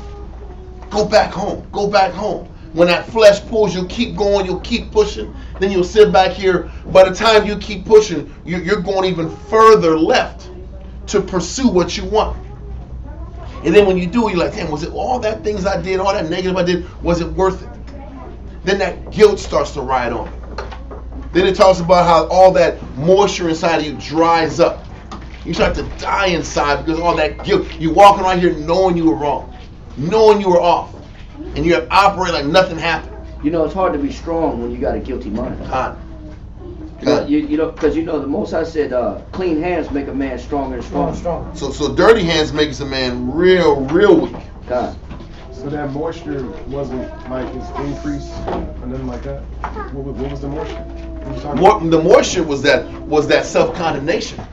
You're drying up inside because all the negative you did, all the regret, the fakeness. Being fake is hard. Scripture says, "I'm like a watered plant." Yep. So that watered plant, that moist plant, keeps growing. It's prosperous. When the plant is I'm like a heath in the desert. Meaning what? I'm drying up. I'm losing vitality. So when he's moisture, he's in a state of internal blessing me. I'm happy with myself. I can see. I can look at myself internally. And I'm not upset. And I can say I'm doing good. I'm doing well. I can talk to myself and not have that self-hatred. But that happens when you're not confessing. So it wasn't physical. It was this is internal. It's internal stress that you're dealing with inside. One verse on that, Job 20 and verse. It's not a hydration thing. 11. Job 20:11. Sorry about that. Cover 20:11. I got it. His bones are full of the sin of his youth. You're not gonna be moist when your bones are full of sin. You're not gonna be hydrated and refreshed when you got a lot of sin on you. It says his bones are what? Are full of the sin of his youth. Go ahead. Which shall lie down with him in the dust. Because I'll have to reap or receive punishment for my sins, even to the point when I die. Okay. I gotta take my sins to the grave with me. Why is that? Read on. Some of us do. Some of us don't have to. Read on. Though wickedness be sweet in his mouth. Because I didn't like the war said. I had opportunity to make changes and adjustments, but I chose not to. All I did was I kept the sweetness of the sin where? In his mouth. Read on. And what? How in particular? Read on. Though he hide it under his tongue. So just because, how do you hide sin under you, or sin under your tongue? You don't talk about it. You don't confess it. You don't come clean about what you do wrong. Each time Uriah said, I'm just going to stay back here at the house, man. I'm not going to go to my house. That was an opportunity for David to say, you know, man, let me confess to him. Let me make this right. Every time Uriah said, no, I'm not going to go home, that was a chance for David to do what? Come clean. Come clean, He did it twice. Instead of getting mad and killing him, he could have just owned up to it then, or just confessed to the Most High then. But he kept doubling down. The Most High gives, just like the Most High gives us opportunity to escape. You know what the escape is? To confess. You don't got to keep going down this path and doubling down on negative. You have a chance to confess. You have a chance to turn around and restore yourself. Those are the chances we get. We keep pursuing our desires, and then we wonder why we have this shame and walk around here in complete shame and unhappiness. I'm small on the outside, but I'm dying on the inside because of the sin that's riding on me because I haven't owned up and confessed it.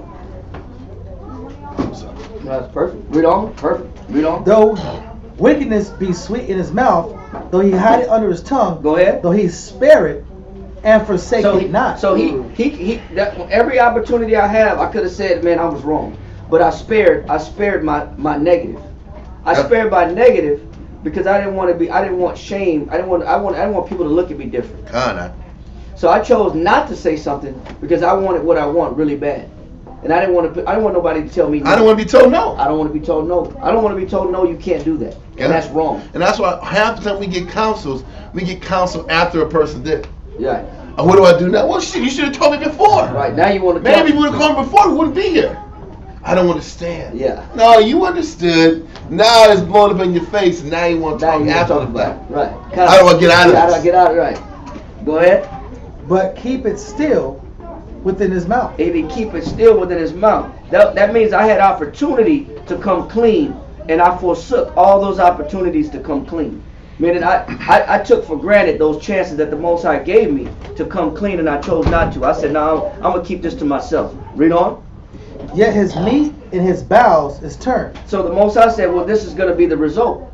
As a result of not doing away with your sin and not coming clean with it, the Most High said that sin is going to eat you up from the inside. Yep. That's why it says, his meat shall be where? In his bowels is turned. It's turned in your bowels. That means the Most High is going to allow that sickness of sin to eat at you from within. Read on. It is the gall of asp within him. It's poison in your system. If you swallow down poison, you will be made sick.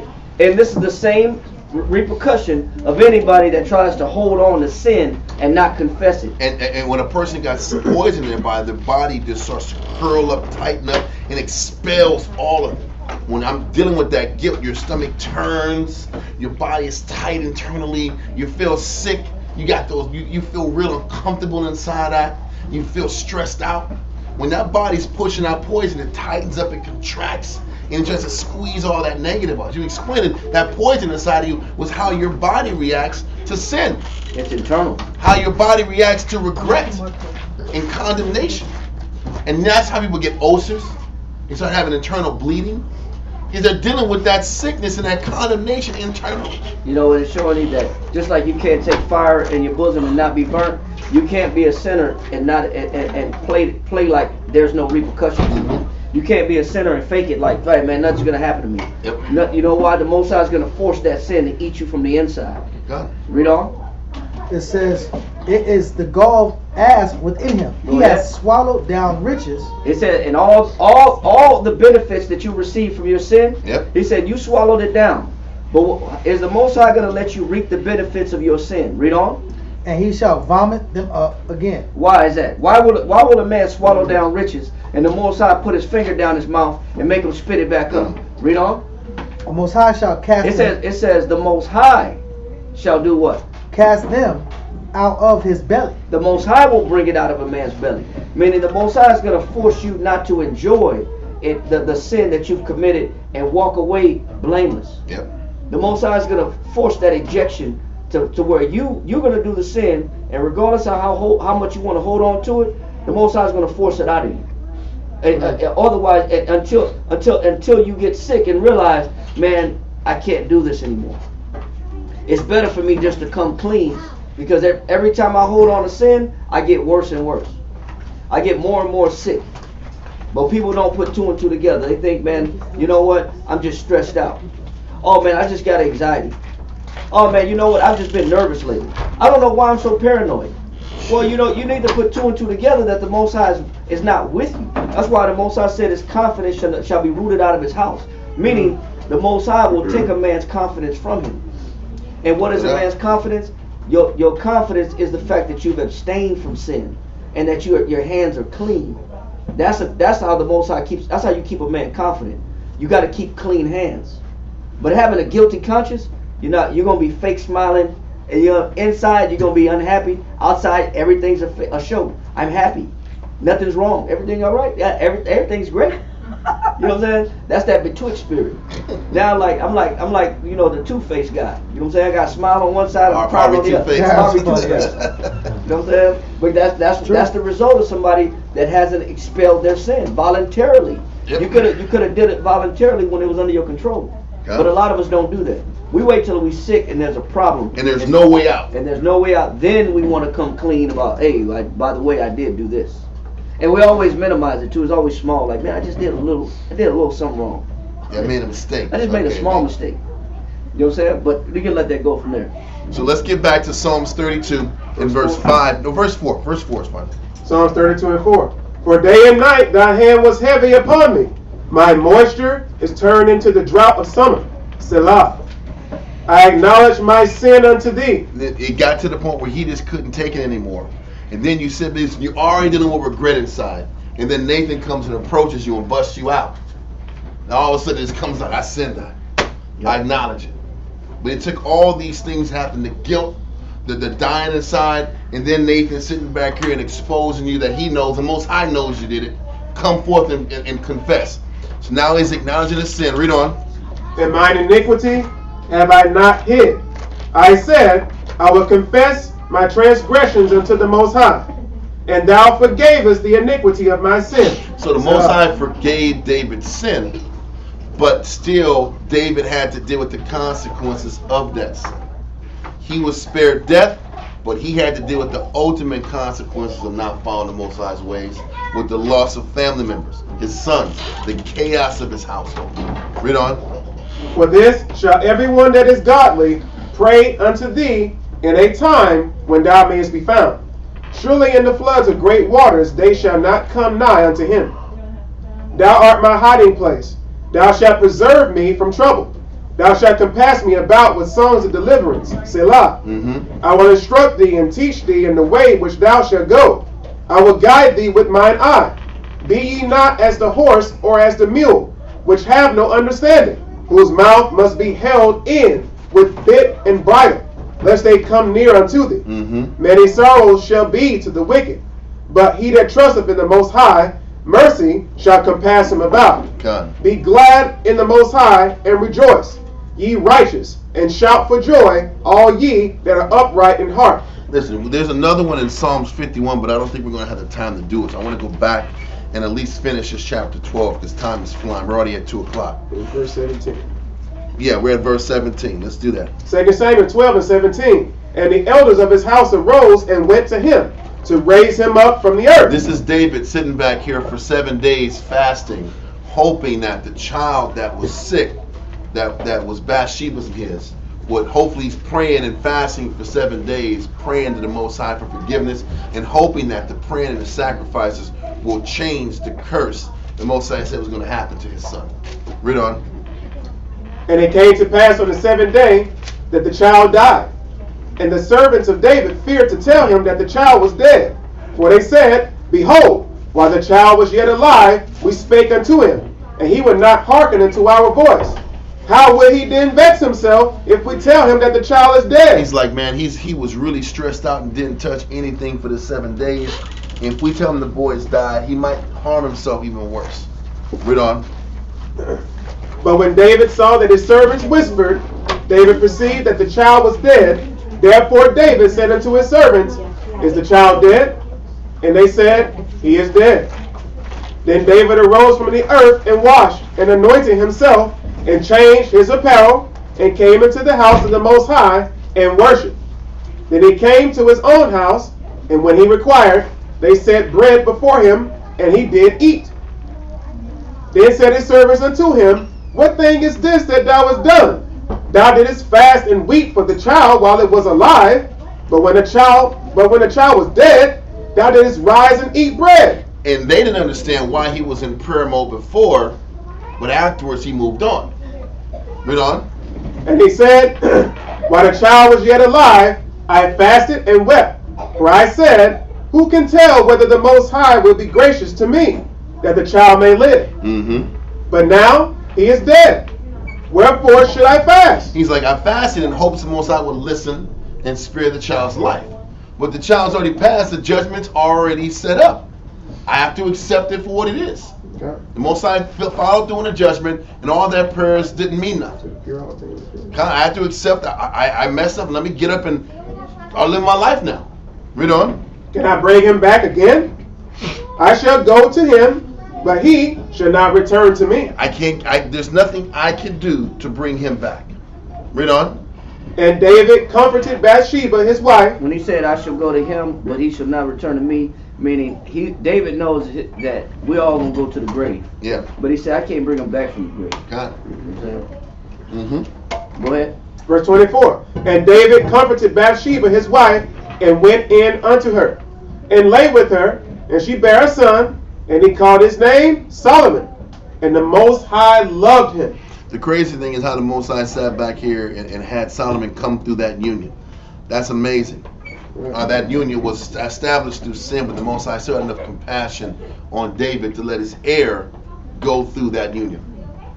That's the Most High is powerful and mysterious, and I don't know why that happened. But he still took them other sons. Oh hell yeah! He took them other sons. He took them other sons. He took 4 sons, and that was literally what he said had to be retribution for the taking of that one ewe lamb. Mm-hmm. For that one ewe lamb taken, 4 should be given back. For that one man he took in Uriah, 4 sons had to die. But through Solomon was the kingdom preserved the next generation. Let's keep going. Verse 25. And he sent by the hand of Nathan the prophet, and he called his name Jedediah, because of the Most High. So listen, another name for Solomon was Jedediah. And I didn't know that either. And it means beloved of the Most High. That's a nice name. I'm just trying to, I want to use it as a name down the line, but it's hard. It's one of them hard, you know, a whole bunch of yahs and khas and Yadadayas. I'm hoping it's Yadadiah, but I don't think so, man. I'm trying to figure it out. But Solomon's other name was Jedediah. Okay? Read on. Verse 26. Matter of fact, let me just look it up. Jedediah's name, what it meant. I know it says beloved of the Most High. Or, Blue sword? Huh? Blue sword. Blue sword. Yeah, he swore it. But I'm just beloved of Yahweh. It's beloved of the Most High.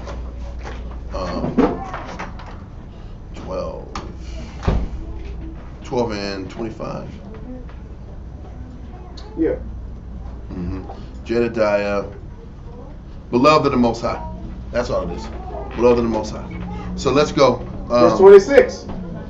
Yeah. Yep. And Joab fought against Rabbah. So they're still out here in that damn siege, huh? Oh, yeah. The siege ain't over yet. They're out here sweating Still. for extended periods of time. They're still out here fighting. David's going through all this stuff, and they still fighting. And David's at the house. Read on. And Joab fought against Rabbah of the children of Ammon, and took the royal city. And Joab sent messages to David, and said, I have fought against Rabbah, and have taken the city of waters. Now therefore gather the... We know it at least took 10 months. Because, you know, that baby takes at least 10 months, 40 weeks. Yeah. So that's a long time, bro. That's a 10 to 12 month expedition to get this thing done. God. So it says Joab sent a message to David. He has taken the city of waters. What that means is he conquered the water supply of the nation of the city. He took the water supply. And once you take the water supply, it's a matter of time. You know what I mean? You take the water supply to people, they will have to come out now. Oh, took the city. Oh. Yes, so he took the water supply of Rabbah. And this is why he said, if you don't come and take this thing, I'm going to take the damn thing. Because it's a matter of time once the water supply is taken, that the city's going to fall next. So read that part again, verse 28. Verse 28. Now therefore, gather the rest of the people together and encamp against the city, and take it, lest I take the city and it be called after my name. He said, it's gonna be the city of Joab in a little bit if you don't hurry and get your ass up here. You know, first of all, Joab's pissed off. He did his 12-month siege, and David's chilling. He's like, you better come up here and take it, or I'm gonna take. I put a whole year of my life into this. I want it, but I'm gonna be I'm gonna give you a chance. If you want to still be in your silk, be in your silk. But if you're gonna be in your silk top, I'm gonna go out here and get it. This Joab's a rugged damn dude. That's real. Like, with all due respect, I've been out here for 11 months touching work, and you've been sitting back here walking around like Puff. All comfortable. Take that. You all in these linens and these colorful outfits. I'm out here killing. I'm fighting. Either you got to get here and put some war clothes on and take this out, or I'm taking it. That makes sense why Job is taking that stance. But read on. Soft rain. That's why I said silk, son. You wearing something soft on you with some purple on or something like that. Let's keep going. Verse 29.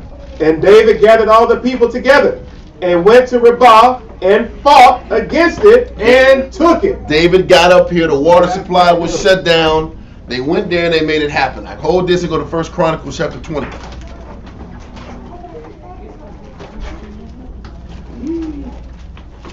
First Chronicles chapter 20. Read that. Verse 1. Verse 1. And it came to pass that after the year was expired, at the time the kings go out to battle, Joab led forth the power of the army and wasted the country of the children of Ammon. That took time, though, as we know. That took time. It took months after the season set up to go to fight a war again in the spring. Read on. And came and besieged Rabbah, but David tarried at Jerusalem. And Joab, it said he was Shabim. He was sitting down at Jerusalem, man. He was just sitting down. Read on. And Joab smote Rabbah and destroyed it. So it's explaining what happened. It's not dealing with the David Bathsheba part, but now it's talking about David ended up coming back, helped out to finish the battle. They took out Rabbah. Read on. And David took the crown of their king from off his head and found it to weigh a talent of gold. A talent of gold is approximately 70 pounds. It was a 70-pound crown that he put on his head. It was jeweled up. It was heavy. It was pure gold, and he was stumped. Now it was 70-pound crown, bro.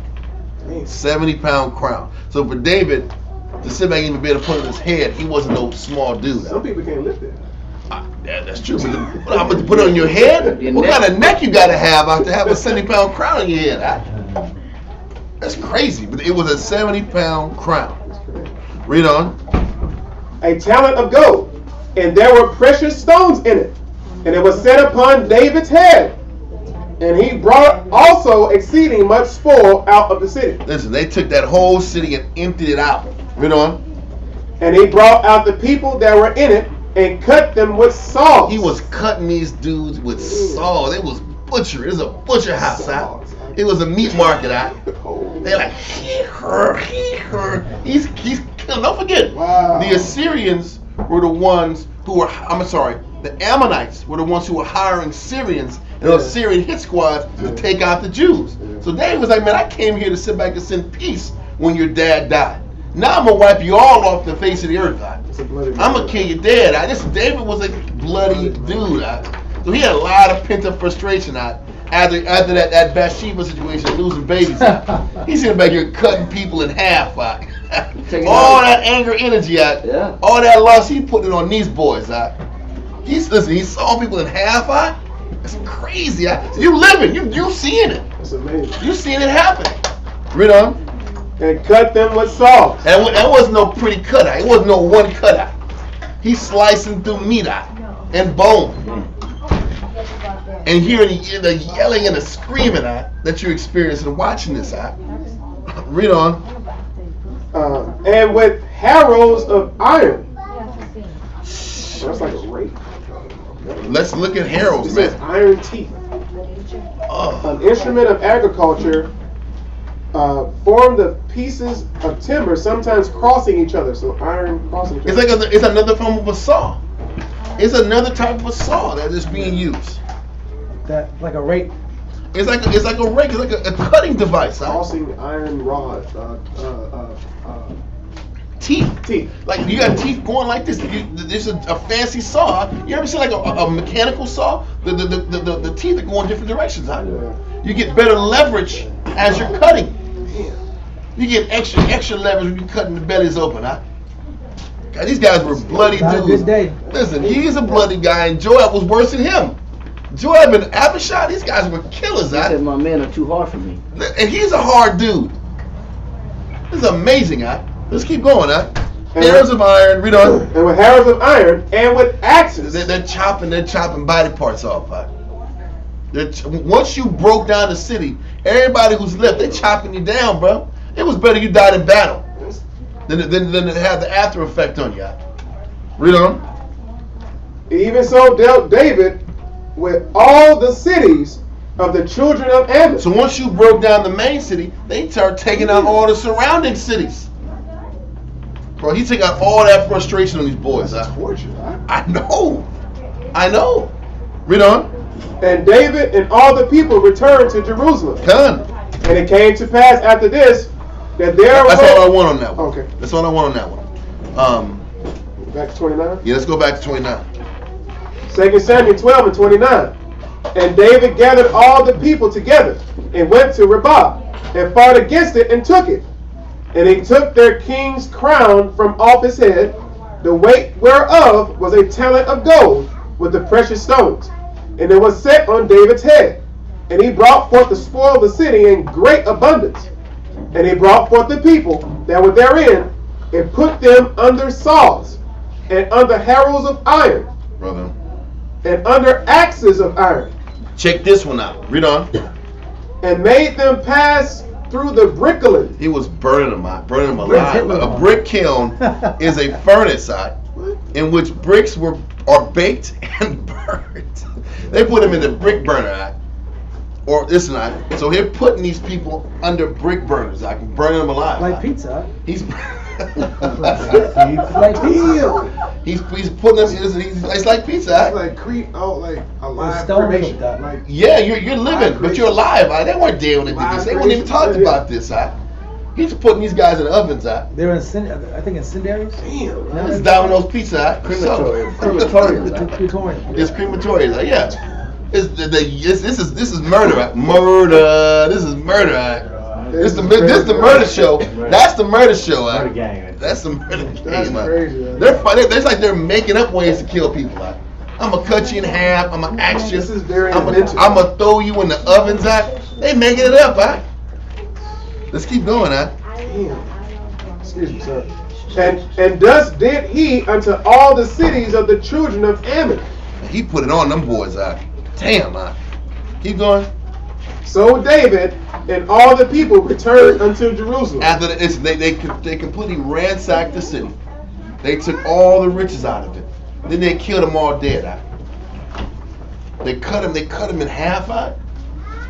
They put them in ovens. This is real. Listen, we're gonna leave it at that. We leave it at that. Everybody died, and the people went home. The end. And the Ammonites are. We're not throwing it out there. So Ammon got wiped out. That's it. There's not a lot of Ammon left. He jacked up a whole lot of Ammonites there, right? Yeah. Wow. He said all the cities of Ammon. It wasn't just Rabbah. How many cities is that? I don't know. But all I know is once they did Rabbah, they started breaking all of them out. It was anger out. It was anger out.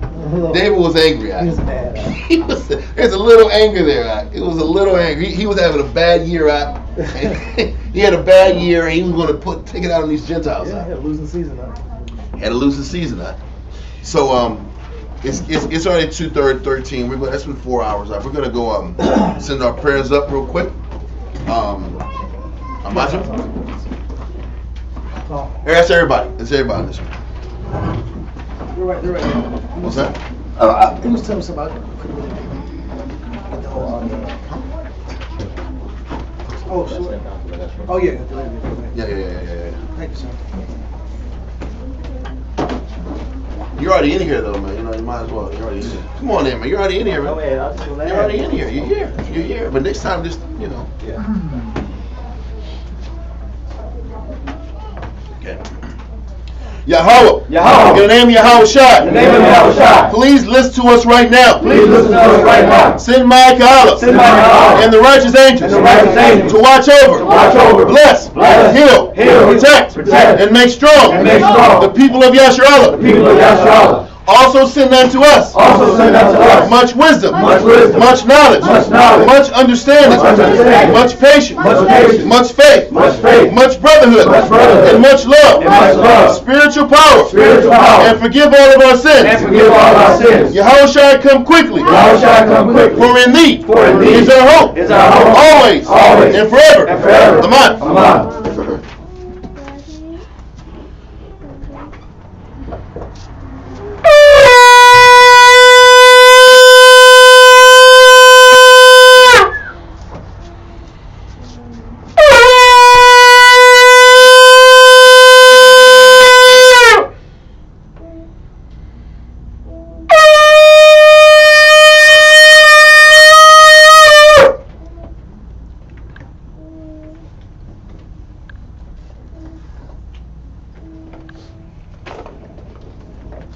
Barakatah Yahweh B'Hashem Yahshai.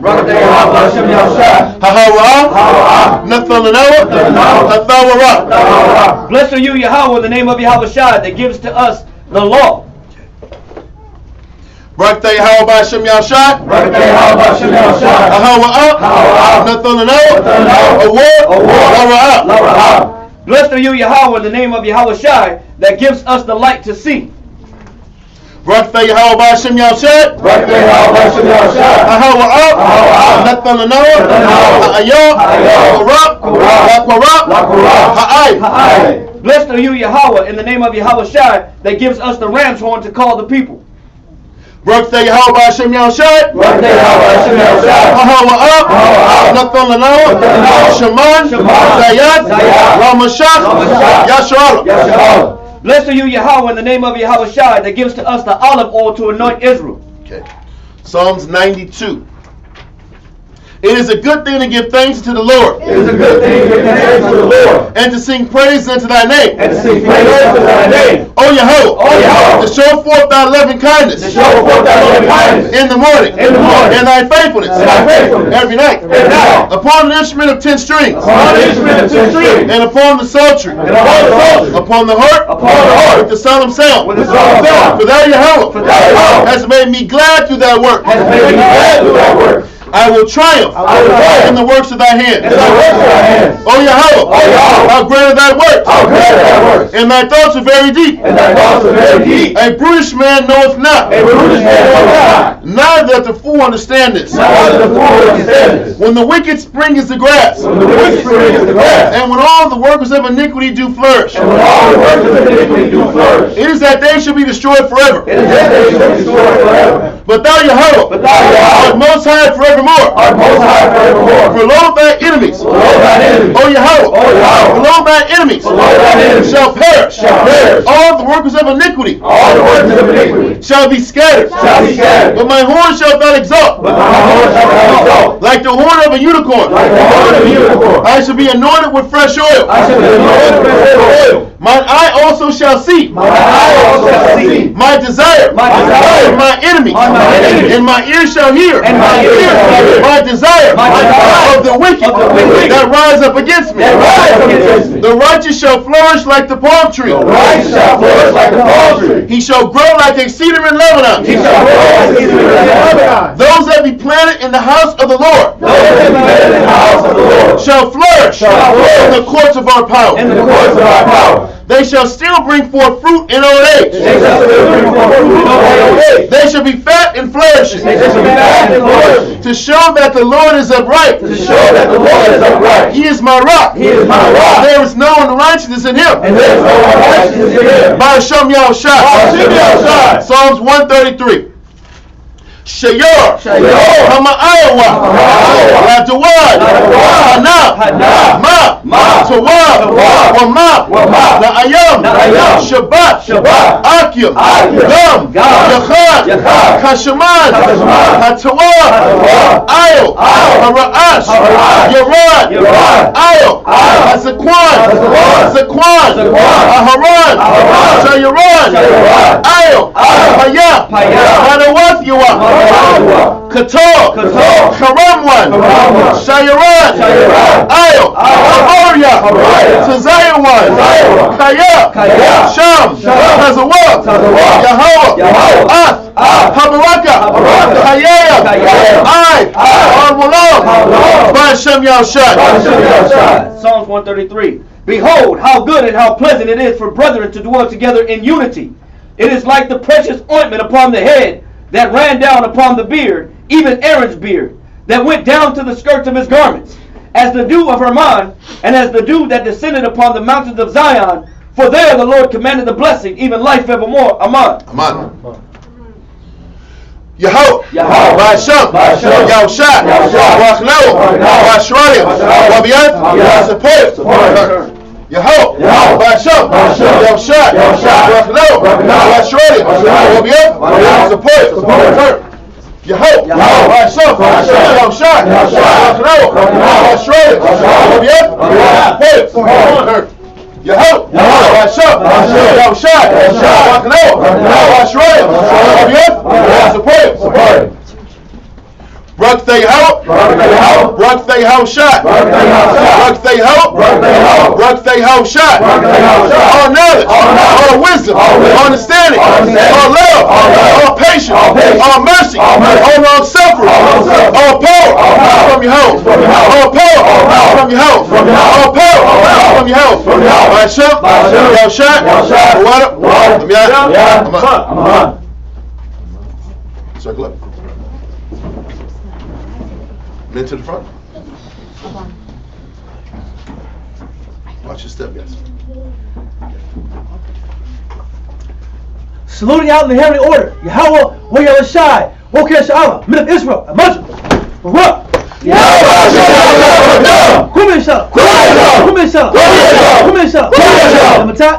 Turn our faces, sisters. Sisters, please stand. Saluting out those of Zion, men of Israel, Amajah, Baruch.